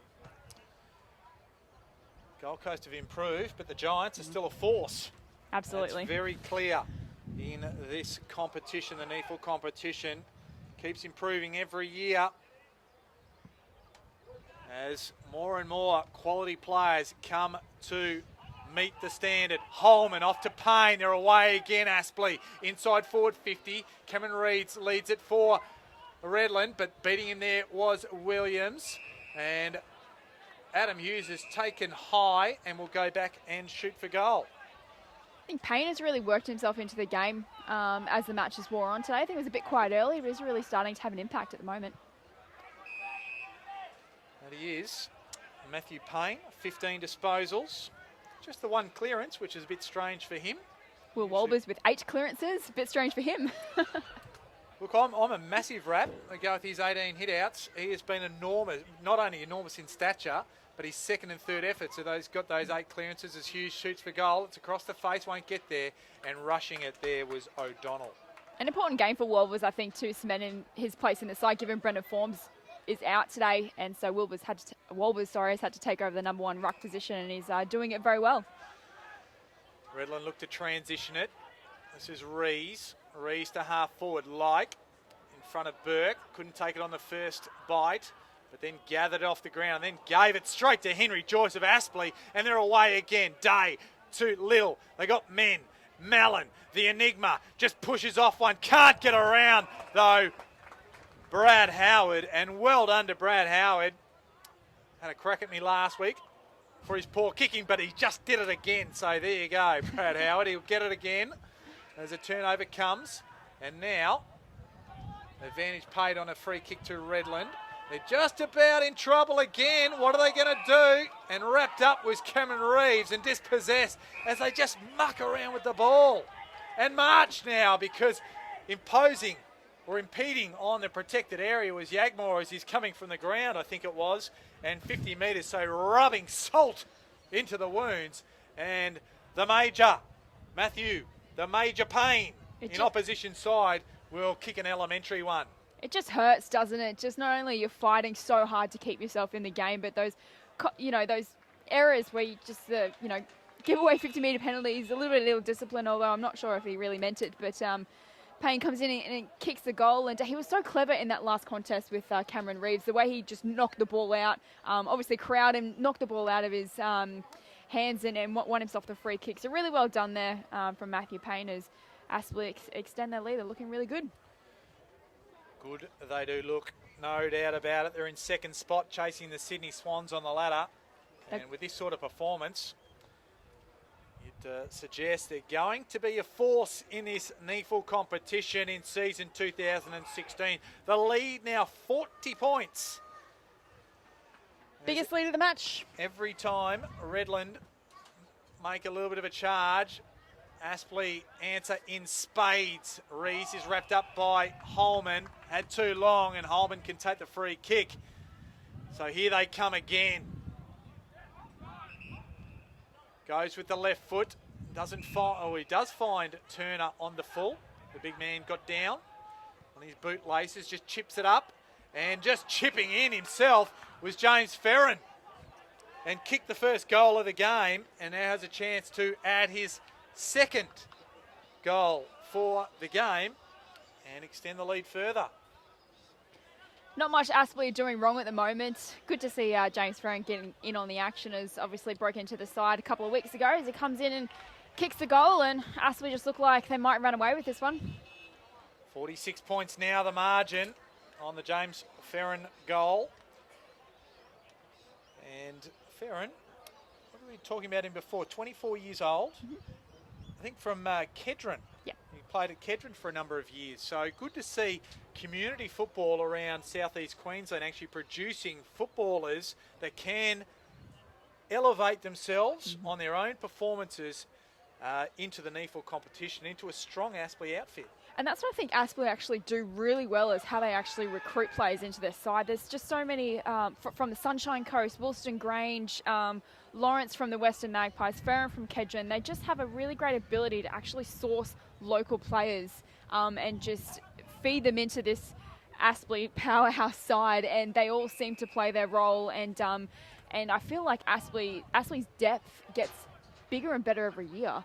They're still obviously very successful, but I think they probably don't get enough credit, I think, for the way that they've managed to introduce probably 8 to 10 new players into their squad so far this year and still produce the results that they have. Well, says a lot for their culture as they go forward again. Batoli Simmons for Redland. Strives to win it. Brewer just intercepts a handball. Miller, haven't seen much of him today. Now to Stephen, just went for the outside of the right foot. It wasn't a good kick. Coming through hard there was Rogerson. Now Damien Stephen again. Kicks it low and hard inside forward 50 and finds Aaron Christensen, who's a bit ginger. He's hurt himself, I think. Just came down hard on that knee. And you just wonder, he's been a bit injury prone too over the journey. And he does have that right knee strapped up as it is. And he won't take the kick. He's just keen to get off the ground just at the moment. So he looks in a fair degree of pain. Definitely does. He did have a knee reconstruction a couple of years back, but I don't know if that is the same knee, and I definitely hope it's not a long-term injury. But he's worked so hard to come up to Brisbane and finally got his body right to come in and play some consistent games of footy. Still only very young, 21 years of age or around that mark. So hopefully the news isn't so bad for Aaron Christensen. So Rees took the kick. It was good to see him run off. Yagmore, ball under pressure, trying to come through is Rogerson as well. Who's going to mop it up? It's Aspley. Little emerges with it. Bevan, the paddle pop Lion, not sure where to go. He's got time because nobody wants to go to him, and he kicks across the face of goal and finds Jordan Burke. Burke goes a little wider, still in the back pocket, finds Lawrence. Asked to go now. Rayner closed down on him, but Lawrence was good enough to get the kick away. And going early was Tyler Jones, and Adam Hughes will get the free kick. Aspley just dominating just at the moment. James Ives just feeds the ball off to Williams. They're just messing around here with it a little bit, but importantly, they've actually got time to mess around with it. Yep. So Adam Hughes now off to Henderson, one of the Sunshine Coast products we spoke about. Is it off to Henry Joyce, former Morningside player. Played under John Blair, I think. Might have to research that one. Of course, John Blair, coach Morningside to enormous amount of success. Henderson goes to half forward. And there's a Maroochydore boy in Jed Turner. Kicks into the man on the mark. Ainsworth, another Maroochydore product, claims it. Back to Joyce. He's tackled straight away. Here's Bevan. Goes around on his favourite left. Around the corner. Into the path at Hughes. Ball stays in. Nyland Rowe just closes in on him now. Just bounces the ball inside forward 50. Stephen to Yagmore. Puts Adkins under pressure. Ferrin just works it in. Little feeds the ball out to Sansbury. Sansbury around the corner. And Adam Boone's right there on the last line of defence to save the day. He chips it out and finds Weller. And Weller to Howard. Under enormous pressure, Redland. No matter where on the ground they go. Asked to go now as Cameron Reeves. One of the three hyphens on the ground. Cameron Reeves to Greer. Greer caught one high. So he'll take the free kick. It was Henderson who gave it away. Nothing deliberate. It's just coming through. Howard provides the run. Just pushes Bevan off. Gets the run of the ball now. Forced to go backwards. Can't find a target. Holman was there on hands and knees. Was a Redland player who wins the free kick.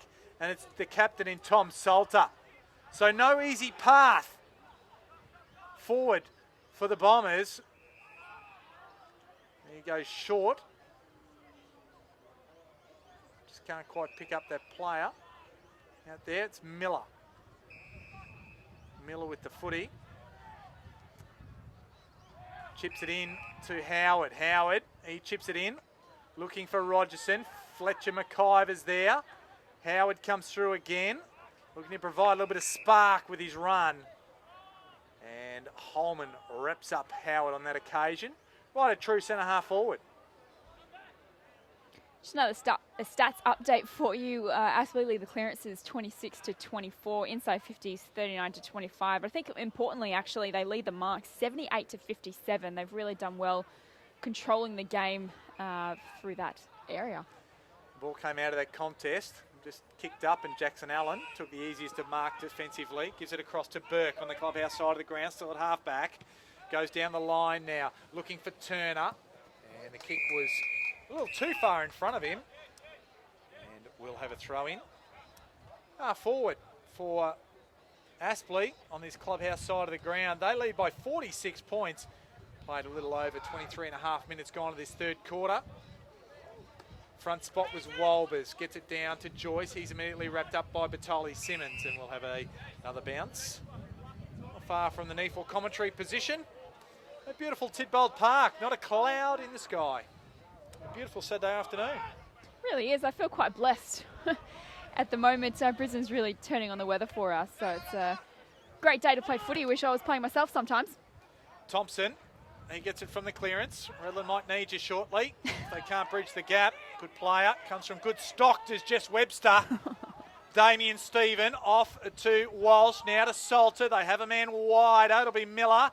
Under pressure now. Has to give it back to Salter. Not sure where to go. He says, I'll just turn around, do the funky thing, and I'll kick it short and find Rees.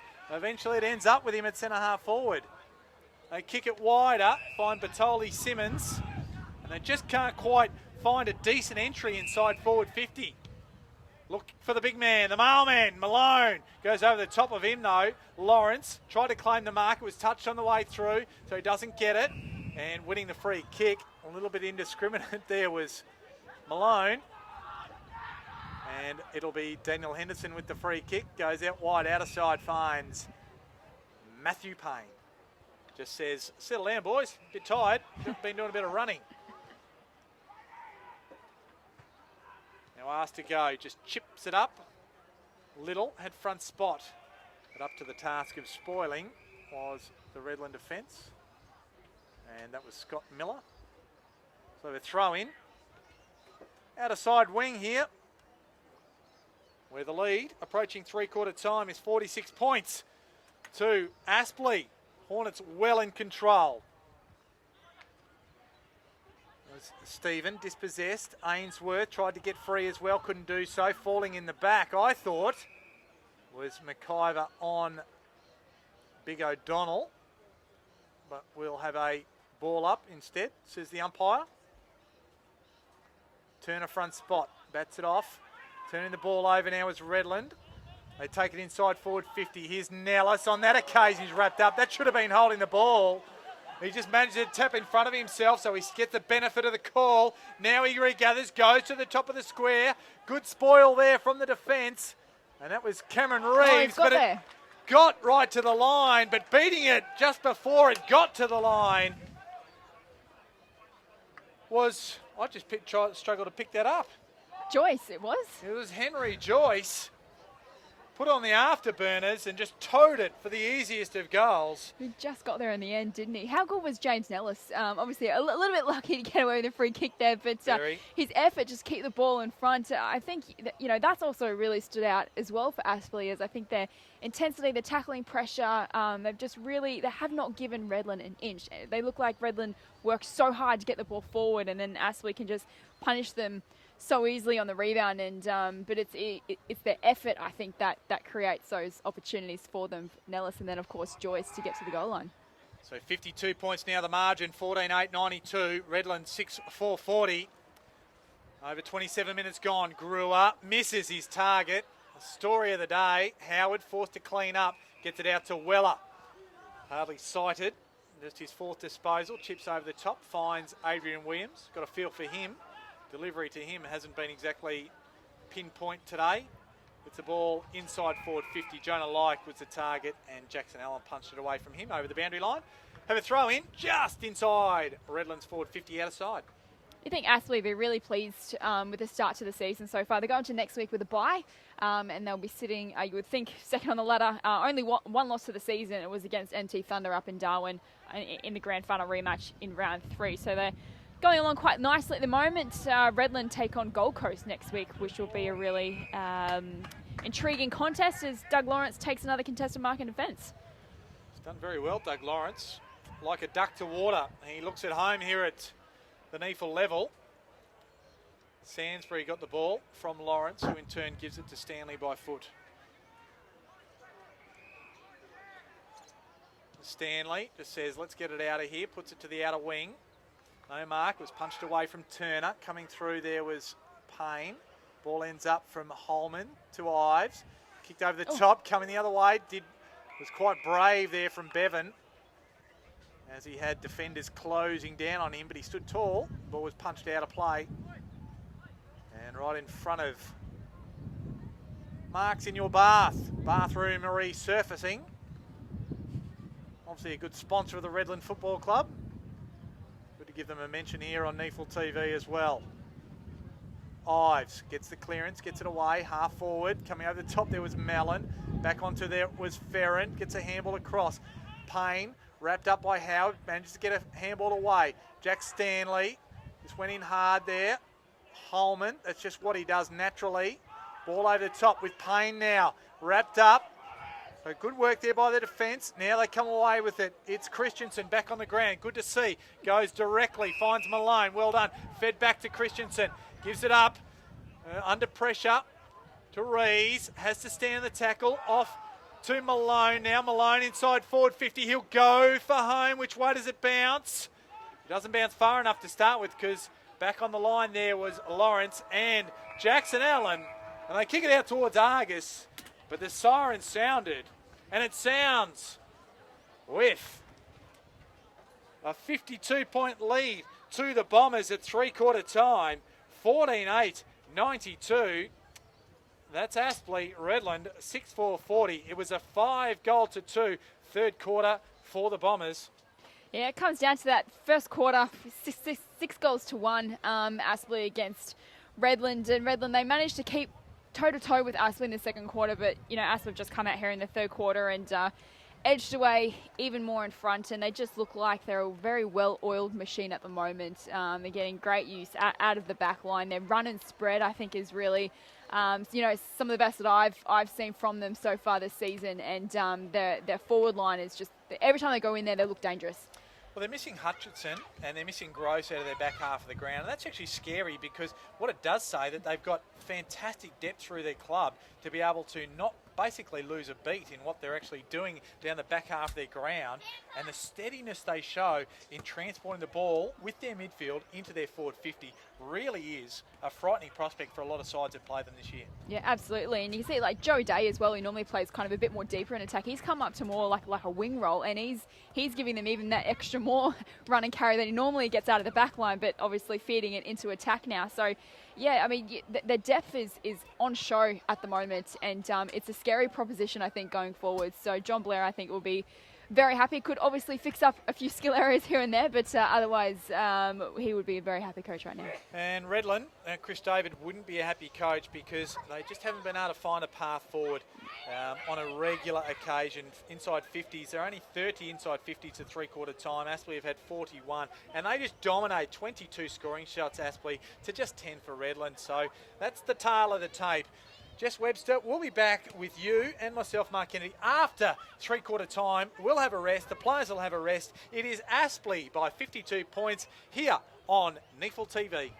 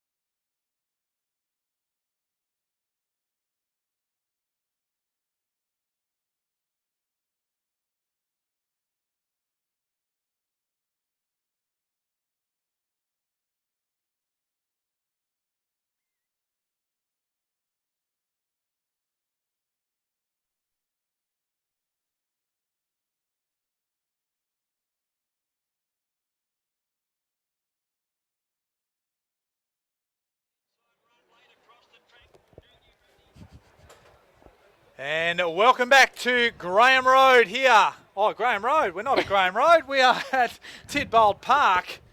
And it is Aspley here at Tidbold Park, Redland's home ground. 52-point leaders at three-quarter time. That's my voice is Mark Kennedy. I'm the one that doesn't know where he is. The wrong side of Brisbane as the ball comes back to give us a restart. Joining me, and she knows where she is, Jess Webster. And Aspley have been dominant. Absolutely have. It's been a very classy performance, I think, from Aspley so far today. They've just haven't given Redland an inch as they go. Takes a great, Doug Lawrence, Rising Star nominee last week, takes another good mark in defence. He's been terrific again in defence for the Hornets. And the kick wasn't a bad one, but making it look good was Henry Joyce. A diving effort, happy with the slips catch, gives it back to Lawrence. The kick didn't find Jackson Allen, or the umpire disagrees with me. Said he picked it up off his boot laces. Now he just absolutely laces it in the middle of the ground. Finds Henderson. They go out further afield, wide, find Burke. Didn't find the target that one, but Williams just picked it up nicely. Go to half forward. Here is Joyce. Joyce goes on the left foot. Up towards Nellis. He's got 4 for the afternoon. Bats it back over his head. Tyler Jones up to the task on that occasion. Brewer comes out this time to Boone. Boone chips it up looking for Miller. Miller, the ball bounces and goes out of bounds, and we'll have a throw in right in front of us here in the NEAFL commentary position. Score update from Spotless Stadium. The Giants have run out 71-point winners over the Gold Coast. They are now back in the top 6. And Adam Tomlinson, 44 disposals, 13 marks, 6 clearances and 11 inside 50s. Wonderful game from him. A big game from Tomlinson there. And we're having a big game from the Aspley side as a whole. Redland just the 6 goals for the afternoon so far. Aspley have got 14 on the board, 52 points the margin. Joyce gets the ball out of the contest, and there's a push, and it will go the way of Aspley. So nothing going right for Redland at the moment, and the paddle pop line, Declan Bevan will take the free kick, just chips it over on the left foot, looking for Nellis. Comes out to meet it, put his knee up to protect himself and collected Scott Miller along the way. So Nellis has got 4 for the afternoon. He can go back and shoot for a handful. And he has been exactly that. Absolutely. I think it's been one of the Hornets' best today so far out there. It's just not only has he, taken grabs and kick goals, but his defensive pressure, I think, as well. His attack on the footy is just really thrown everything at it, and he's definitely been a focal point for them up forward. So Nellis from 45 and just across the face. And one behind only is the result. Manages to extend the margin. 53 points it is now. Early stage this last quarter. Shadows lengthening. As Cameron Reeves fakes to give the handball. Goes himself instead out towards Lawrence. That's an easy kill for him. Adrian Williams is right there. He's deceptively lanky as Doug Lawrence. 193 centimetres if my memory's correct. And some of the players he's had to face in his 4 or 5 games so far, his debut game was against Darren Ewing up there at TAO Stadium, and then played Brisbane Lions reserves, so spent some time on the likes of Jackson Payne, was on Aaron Bruce from very classy player from Canberra, and then now he's faced Adrian Williams. So he's had some big jobs, but obviously performing very well.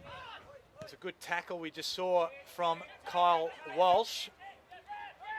Getting involved there is Reeves. Dispossessed, has to go again. He has one arm pinned. Holman did the tackling. Ball came out to Bevan. He just threw it up though, and he gives away a free kick.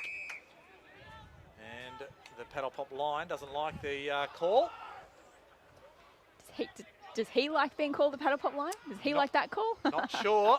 Sometimes nicknames just take along a life of their own. Batoli Simmons goes out wide.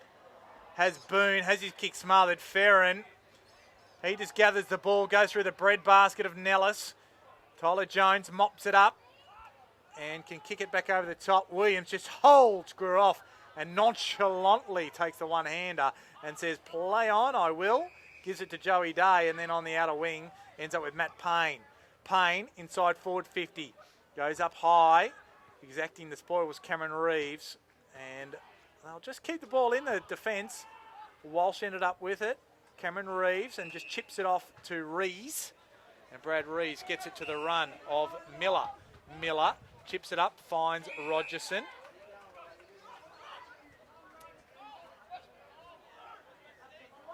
Not sure where to go, Rogerson. 2-on-1 with Malone further up the ground. I think he's going to go there. And he kicks it to the wrong side of Malone, so there's just numbers galore back there for Aspley, and Sainsbury's the one that took it. Chips it off to Joyce, and now they're going to be away on the outer side. Go out to Little.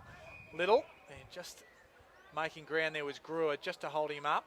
Sainsbury just makes a bit of ground to get the chip pass. Into space he goes. Kicks it off to Bevan. I won't call him that nickname again. He just drops it. I don't mind it. Don't mind it. I'm not sure if he likes it. Little's involved there again.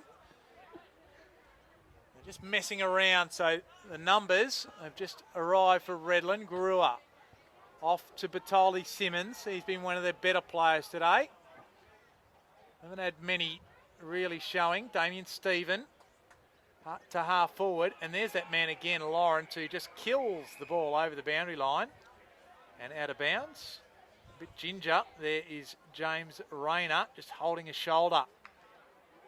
I reckon he's dislocated a shoulder. Yeah, he looks in a lot of pain, doesn't he? Does. Although he is staying on. He's got that shoulder strapped, I think, too. Just got the binoculars on him. He just doesn't look real well. He might be all right. He might just have got a stinger. Old-fashioned stinger on that shoulder. O'Donnell down to Rees. Rees wrapped up by a couple of Hornets. And Rayner just keeping one eye on him. He seems to have recovered, so he might have just been a stinger. So done well. Payne runs into a bit of a brick wall there. Stanley tries to come through. Toted off the ground illegally, says the umpire's kicking in danger. That'll be Brad Rees who takes the free kick. Always tries hard, Brad Rees. He's right at the engine. The big engine room. Forced to go because he's got no real run. Inside forward 50 and just picked off nicely. Malone was just held off so Lawrence could just take the easiest of marks and chips it off to Fletcher McIver and now off to Jackson Allen. Only 20 years of age is Doug Lawrence, and he looks like he's just been playing. He took 2 years off as well from the ages of 17, 18 to finish off high school. So he's only really playing his third season back at senior footy. This is Williams with the ball. Handball, didn't find his target, but on the bounce, Sainsbury just picks it up, easy as you like. Kicks it inboard to Turner. Turner, go on the left. Instead, he makes a fool out of me. Goes by hand, off to Jackson Allen. Inside forward 50. And Bevan comes out to meet it. The Duke's out in front. And they haven't got a lick on him. Have the Redland side. The paddle pop line. And he'll go back and shoot for goal. Hasn't kicked one this afternoon, I don't think. Just check his stats out. He's got 11 disposals. This will be number 12. 5 marks. Kicked 3 behinds. All coming in the first quarter or first half, I think. So he'll have to kick from 50. A couple of his shots were from 50 earlier in the game. Has he got the distance? It looks like he's got the accuracy this time, and he does. So well done, Declan Bevan. And adds Aspley's 15th for the afternoon. They move to 99 points, 15-9. 99 to Redland, 6-4. 40, the margin out to 59 points. And we have played nearly 9 minutes of this last quarter. Body language doesn't look good for Redland at the moment. They really look like they are quite down in the dumps. Of course, the margin, is blowing out, but they've got to find something to carry on with. And that's the problem I think with them at the moment is just consistency to come off such a thrilling, inspiring 5-point win last week to then come out here today, have the exact same slow start in the first quarter, consider the first 6 goals of the game, and then not being able to, I think, just fight it out to give them something to carry on to. It's just, it will be disappointing, I think, for Chris David, just given the inconsistency that I think creeps into this, this young side at the moment. And Weller gives a free kick, and that man Lawrence wins it, immediately gives it to the outer side and finds Jack Stanley. It's probably the most disappointing thing is they probably pride themselves on being able to hang in there in a contest. Yeah, absolutely. They just haven't been able to do that at all today. They've been almost meek. Sainsbury goes around the corner, finds the roving James Nellis, kicked 4, has worked himself up to the wing to take that mark. And he goes backwards and finds Jackson Allen. Champion data stats update for you. John Williams leads the way for Aspley with 22, Payne on 21 and Sainsbury on 20. And for Redland, as they go forward, Salter with 21 and Reese with 19. Mellon will win the football at ground level. Gives it backwards, finds Payne. Payne to Bevan. Bevan just trying to spot up Nellis. Jones was up to the task, put the spoil on. Salter back to Jones. Jones just says, get it out of here. 2-on-1 for Redlands, but punching the ball well where was Lawrence. Henderson can't handle it. Weller just toes it through. Now to half forward. The two Aspley players run into each other, but Allen still was good enough. Gives it back to McIver. They feed it backwards. Sainsbury back to Lawrence. And just dinky kick around the corner. Finds McIver. So again, they work themselves out of trouble. This really skilled, well-oiled Aspley machine. And it was Jordan Burke who can give it to one of the back 6 in Henderson, who in turn gives it to Allen, and they're away. Couple of bounces, inside forward 50, goes deep. Nellis is there, just made his opponent really into a bit of a rag doll. That was Adam Boone, took the contested mark, and then Boone out of frustration goes at 50 away. So this will be 5 for Nellis as he's taken right to the goal line. Bit of a terrific performance. We've said it time and time again from Nellis, but I've really liked what I've seen from him today. It's really stepped up to be that number 1 forward role, I think, for Aspley today, and just provided so much for them. He's had a terrific afternoon. And just looking at Aspley's road ahead, they've got the bye next week. The next 3 games after that, the Giants at home, Southport on the Gold Coast, and NT Thunder grand final rematch at Graham Road. So they'll be really happy, I think, going into the bye this week with only 1 loss against NT Thunder in round 3. So they're in a really great spot after the first 7 rounds, and then they can really extend that with 3 big matches to come, all in Queensland too, which is nice. Well, they do have players to come back in. I mean, Michael Hutchinson, I think, should be back in after the bye, is my understanding. I might have that wrong, but he's one. And then a few weeks after that, Gavin Gross might be back. I think he's gone away on a trip overseas with his wife. Yeah, he's gone for a couple of months, I think, so he's gone for the majority of the season. And I'll add a 4th game as well coming up after NT Thunder is the Sydney Swans down there in Sydney. So massive middle section of the season coming up for Aspley. So tempers fraying there at half forward for Redland. Adrian Williams and Fletcher McIver at the forefront of it, and still going at it as the ball is held up there, not more than 10 metres away from where they're going at it. Walbers over the top. Stephen gets it up towards Jonah Like. He's had a dirty day, but hasn't had much of a chance there at different points in time, and he wins a free kick on this occasion. And actually, it was off the ball, and it will go the way of Aspley as Adrian Williams was still having a bit of a tee-to-tee off the ball. And Jack Stanley gets the ball across right to the outer wing. Matt Little's there, goes to half forward. Outer side has Eddie Mellon, the enigma, former Shark, Southport Shark.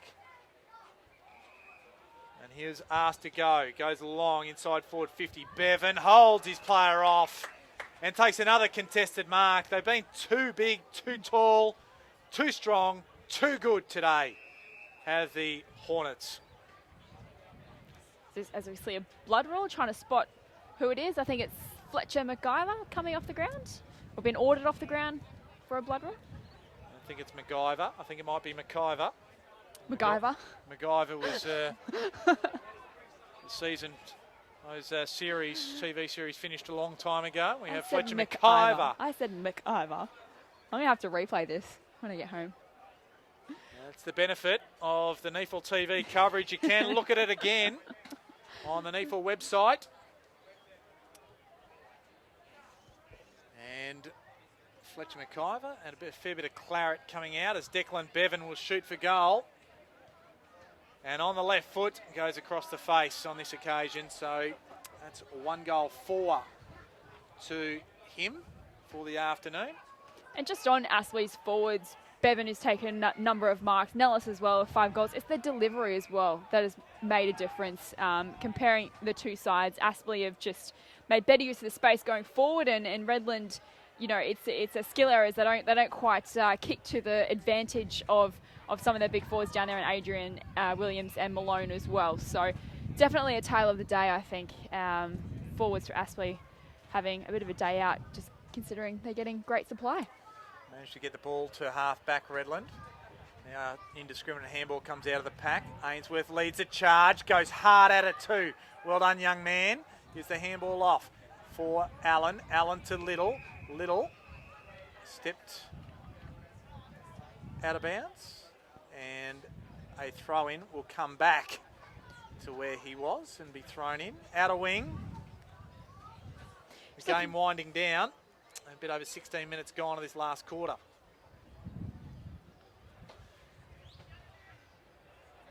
No real clear winner out of the contest. Plenty of players around it. Mallon gives it up ascendingly in number order to Joyce. Handballs it up the line out of bounds. Went nowhere.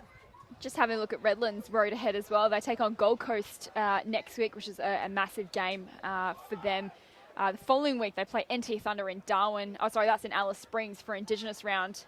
And then they come back and host Sydney University at home. So a massive couple of weeks coming up for Redland. Henry Joyce goes in head first. Not unusual for him. Damien Stephen just feeds it out. Brewer, he's been well held today. Managed to get a scrubby kick forward. Christensen can't take the mark. Just goes off the ground instead. Clever play. Rayner. Rayner can go long. Which way does it bounce? Just to the right side of the goalpost. That's their first score for the last quarter. And they are still 65 points adrift of the Hornets. Jackson Allen has been racking them up.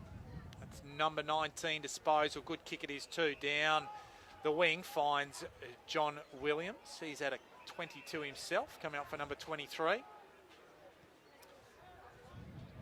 Dodgy kick, but just manages to find its target, so well measured actually. Jack Stanley kicks the ball to half forward, off 2 feet. Leaping high there was Jed Turner, showing his basketball background. Kicks it high, looking for a marking target, and finds one down forward. And it's Jordan Burke who's found his way down there. So well done to Jordan Burke, and he can go back and shoot for goal. There's a little bit more tall timber. Just puts a bit more damage on the Redland defence. Former Brisbane Lions floating down there to take a contested mark. They've done that well, Aspley. They've really exposed Redland's lack of height, I think, today, and managed to switch it up around the ground and really control the game by errors. Burke comes in and just misses that one. Wasn't a hard shot, and if you're a defender and you spend a lot of time in defence, you want to kick those ones because you don't get many opportunities. So someone of his class should have been able to slot that one as well. Generally good by foot too, Jordan Burke. A very good defensive spoil on him. As you mentioned, he played a couple of games for the Brisbane Lions, you know, at AFL level. Brad Howard plays onto himself, uses his pace, gets it off to Boone. Boone just sells absolute candy. Gets around Nellis, couple of bounces, outside forward 50. Good work there. Gets it just forward to centre, out of side to Malone. Not much to go to up forward though. Absolutely. Off to the run of Howard. Howard chips it up, finds Christensen. In front of the old Tidbold real estate scoreboard. They've got Williams one-on-one against Matt Little. They've just got to get it in there. But now they've gone backwards and probably messed up that opportunity. Got to take the game on at different points in time, and that's been a hallmark of their game. O'Donnell. So they've, in the end, they've actually constructed it well in the finish, and they've got a shot on goal. It's O'Donnell with it, and the pass came from Brewer. So James O'Donnell hasn't had a big day Lowest possession winner on the ground. 2 disposals. 19 hit-outs, though, as a ruckman. Yet to hit the scoreboard. Kicks from 40 and kicks it to the right. They haven't had the shots on goal that they probably would have liked today, but when they have, they haven't capitalised. Jack Stanley took the mark, plays on, gets to the outer side. Williams and Greer forced to put the spoil on. Just a good tackle laid there by Sainsbury. Greer gets the ball up, finds Rees. Now they can go back inside their forward 50. The mailman. Malone gets the ball. Greer was a bit slow to get up there, but he looks okay in the middle of the ground. Wouldn't want to lose him on top of everything else. Certainly wouldn't. And Craig Malone, he's kicked a couple of goals this afternoon. He's only had the 7 disposals, 6 hit-outs. He's kicked 2 goals. Comes in looking for number 3. What a kick. And Jess Webster absolutely give it to him about his technique earlier. But he has proved her wrong. That's 3 straight for the afternoon for the mailman. And Craig Malone, he's been probably their most damaging forward in terms of when he's got it. He's looked dangerous. And it's a consolation goal. They move to 7-6, 48. Redland, Aspley, 16-11, 107. The lead, 59 points. You're slightly exaggerating your critique of my critique there, Kanga. But look, awesome kick from Craig Malone. His kick 3, he's battled hard up there, up forward. Delivery hasn't been terrific for him up there, but he still managed to come away with 3 goals, and it's been a good effort. So the clock winding down, just ticking into time on. Secondary bounce, or thrown up in the air this time. Walbers went high. Greer sharked it and kicked it high. Tried to bring rain. Beautiful blue skies here, so that was never going to happen. Mallon and Turner run into each other. Ferrin gives it over the top to Day. Day just quickly around the corner, stretching high was Williams. Couldn't take it though. Cameron Reeves to Miller, to Nylan Rowe, to Miller. Just working hard the defence. Yagmore and Sainsbury. Sainsbury one out, although he missed his target. Fletcher McIver back on the ground. Now to Burke. Burke just chips it over the top and measures it nicely and finds Eddie Sainsbury. 55 metres from goal. Sainsbury goes over the top, has John Williams inside forward 50. He'll have to kick from only 40 metres out, but it'll be a very tight angle as he lines up, but he is on his left foot. It's been a good performance from Williams today through the midfield, coming back into the side today from injury. And has come away with 24 disposals, or 23 disposals rather, and 5 marks, and already got 1 goal to his name. So let's see if he can make it 2. It's been a good day for him. 4 clearances, 4 inside 50s to go with those stats that Jess Webster has just put there. And another goal to add to his tally of impressive numbers for the afternoon. That's a beautiful kick. And John Williams gets his 2nd. And the margin back out to 65 points. So take a bow there, John Williams, as they add the 17th for Aspley for the afternoon. 17-11, 113, Redland, 7-6, 48. We've played 23 minutes of this last quarter. They've done it a few times today, haven't they? Kicked the impossible goals from the pocket. They're kicking on goal. I think early was a bit shaky and they were a bit inaccurate, but I think they've really produced some pretty good highlights today. I'll enjoy cutting up the vision during the week for the NEAFL TV highlight show. Walbers goes high. Ainsworth comes through. Like the way he's come into their midfield.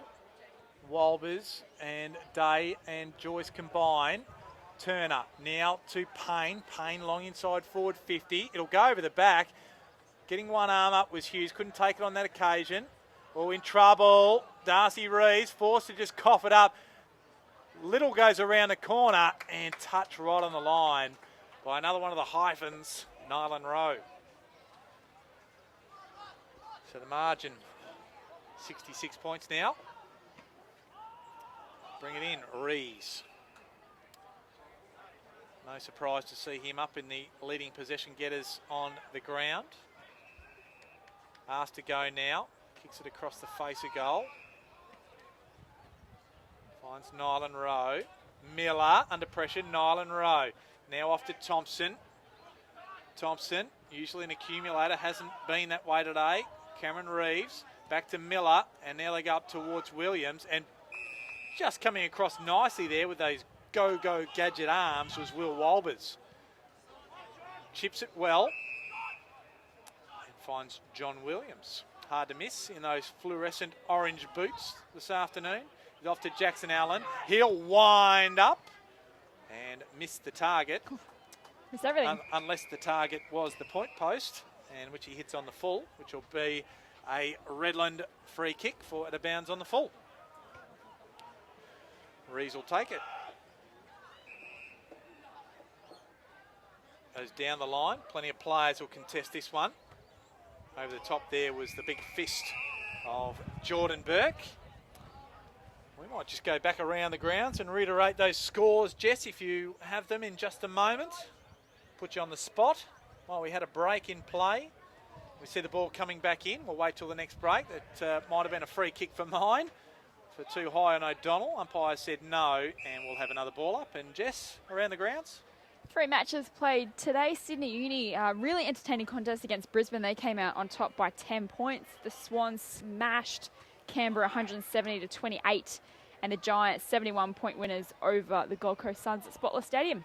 Ainsley gives it up off the deck. Joyce gets around a couple, chooses an option. Ives is there. He's tackled as he got rid of it, so turns it over. Rayner met hard by Henderson. Brewer swoops on it. The kick is not a good one, although Rogerson makes it look good. McIver follows up, chases hard. Burke's there, pushed off it by Adkins. Gives it up to Rogerson. He'll go on his non-preferred. It bounces, and it bounces through. So Rogerson gets his third for the afternoon. Too little, too late by a long shot, but a good goal nonetheless by Luke Rogerson. And the margin back to 59 points, 8-6-54 to Aspley, 17-12, 114. Great effort from the Bombers there. Goals have definitely been hard to come by. Just every time they go forward, just Aspley have been so good at killing the contest every single time. But that was a really great effort, and good to finish off on a high. It was a very, very great goal from Rogerson, and he's been great for them today. So Rogerson tried hard, 13 disposals to go with his 3 goals too. Ball back in the middle again. O'Donnell. Oh, that'll be a free kick against Joyce. And it'll go the way of Rayner. Looked in trouble with the shoulder earlier, but's managed to carry on. Goes out towards Rees. Good fist there by Ives. Drags Rees off the ball and win the free kick. Thompson takes the advantage. Goes up inside forward 50. 1-on-1 contest. Burke went to spoil and then just managed to spoil it to himself. That's a NEAFL mark of the day. Unorthodox, but effective. Little to Jackson Allen. Goes up the line and finds the enigma, Eddie Mellon, on the outer wing. Goes short, finds Bevan. He'll go on his preferred foot if he's going to shoe the ball, and he does. And an easy mark defensively to Jordan Burke. So time winding down here. McIver with the ball. More so just keepings off. They go back. Have Little there. Just moving the ball around defensively. Winding it down as we come to the final siren. And there it is. And fittingly on AFL Queensland's Indigenous Round Week that Eddie Sansbury has the ball at the final siren. And it is a comprehensive victory to the Aspley Hornets, 17-12, 114 to Redland, 8-6-54. The margin was an even 10 goals, 60 points. The Aspley Hornets run out winners by. Aspley was just an absolutely fantastic performance today coming up here against Redland. They started on fire, 6-0 to start the game, and they've just managed to just hold off Redland in the middle quarters and then just run out the match very well. Just a class above their skill execution, the use of their tall targets, both in defence and in attack. It was just very methodical, and they just suffocated Redland and got the points on the board. They'll be very happy going into the bye next week with only one loss to the season. So great all-round performance from Aspley, and probably a little bit disappointing from Redland, given the terrific comeback win they had last week against Southport. So they'll head into next week's game against Gold Coast. Massive game for them to stay in touch with the top 6. So multiple goal kickers. We'll start with Aspley, and James Nellis, 5 goals for the afternoon. He had a terrific game, and a couple each to John Williams and Jack Stanley, with James Ferrin chiming in with 2 as well. That's the major goal kickers. And on Redland's side of things, it was 3 goals each to Luke Rogerson and Craig Malone. Leading possession getters on the ground, leading all comers was John Williams. He had 25 disposals for the afternoon, including 4 clearances, 4 inside 50s to go with his couple of goals. Eddie Sansbury had 24 disposals, 9 marks, a couple of clearances, 2 inside 50s. And Matthew Payne, no surprise that he's always up there. He had 22 disposals and 4 marks, 2 clearances, 2 inside 50s, and a goal for him. On the Redland side of things, Brad Rees, he had 22 disposals, 8 marks. He certainly tried very hard. 4 clearances, 6 inside 50s and 3 rebounds. He did it at both ends of the ground, trying his absolute best. And 21 disposals each to Tom Salter and Damien Stephen. To no avail though for Redlands, because Aspley far too strong for Redland. Aspley far too strong for Redland this afternoon. 60 points the margin. And Jess Webster, Chris David, a lot of work to do in terms of picking up, and you know, it's some tough games coming up for them, and what's going to really shape their push for a final 6 position in the NEAFL in season 2016. Absolutely, and as I mentioned early or before the game, I said if Redland want to be a top 6 side in this 10-team competition, they have to start getting some big scalps. And you know, today was an opportunity wasted. I think just given the momentum, as we keep mentioning. But look, just tough games coming up. There's never an easy game in this competition, and they've got a tough road ahead. It's just getting back to the basics, and it's just skill errors I think cost them. And when you play against quality sides, that's what hurts you the most. So they can just fix up that. I think they've got a really good mix in there. They've got some speed, and that, you know, their ability to find space and break lines when they're at their best can be really damaging. So disappointing effort today, but let's hope they can turn it around soon, as the players are gathering in the middle of the ground at the moment for the presentation of the inaugural Quandamooka Turrbal Indigenous Round Trophy. Of course, the first game between the two sides here at Tidbold Park. It's a new initiative pioneered by Aspley, Eddie Sansbury and Peter Yagmore as well. So just standing by for the presentation of the trophy. And we're going to wind it up there. It is Aspley by 60-point winners as we look at the picture of the presentations.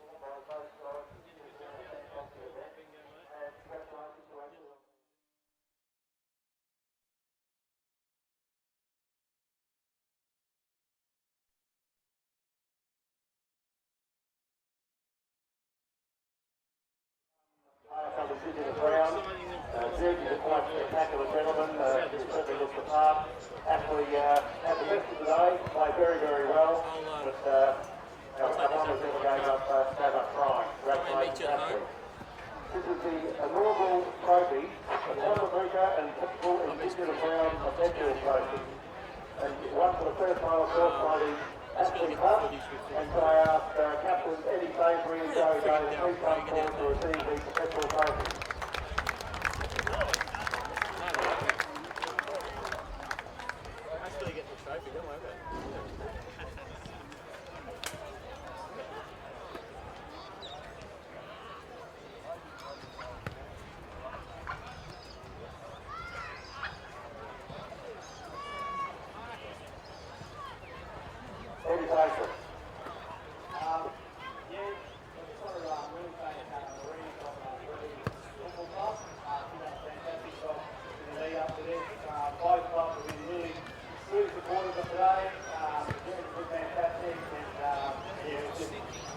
Just good to see everyone jump on board and celebrate the event.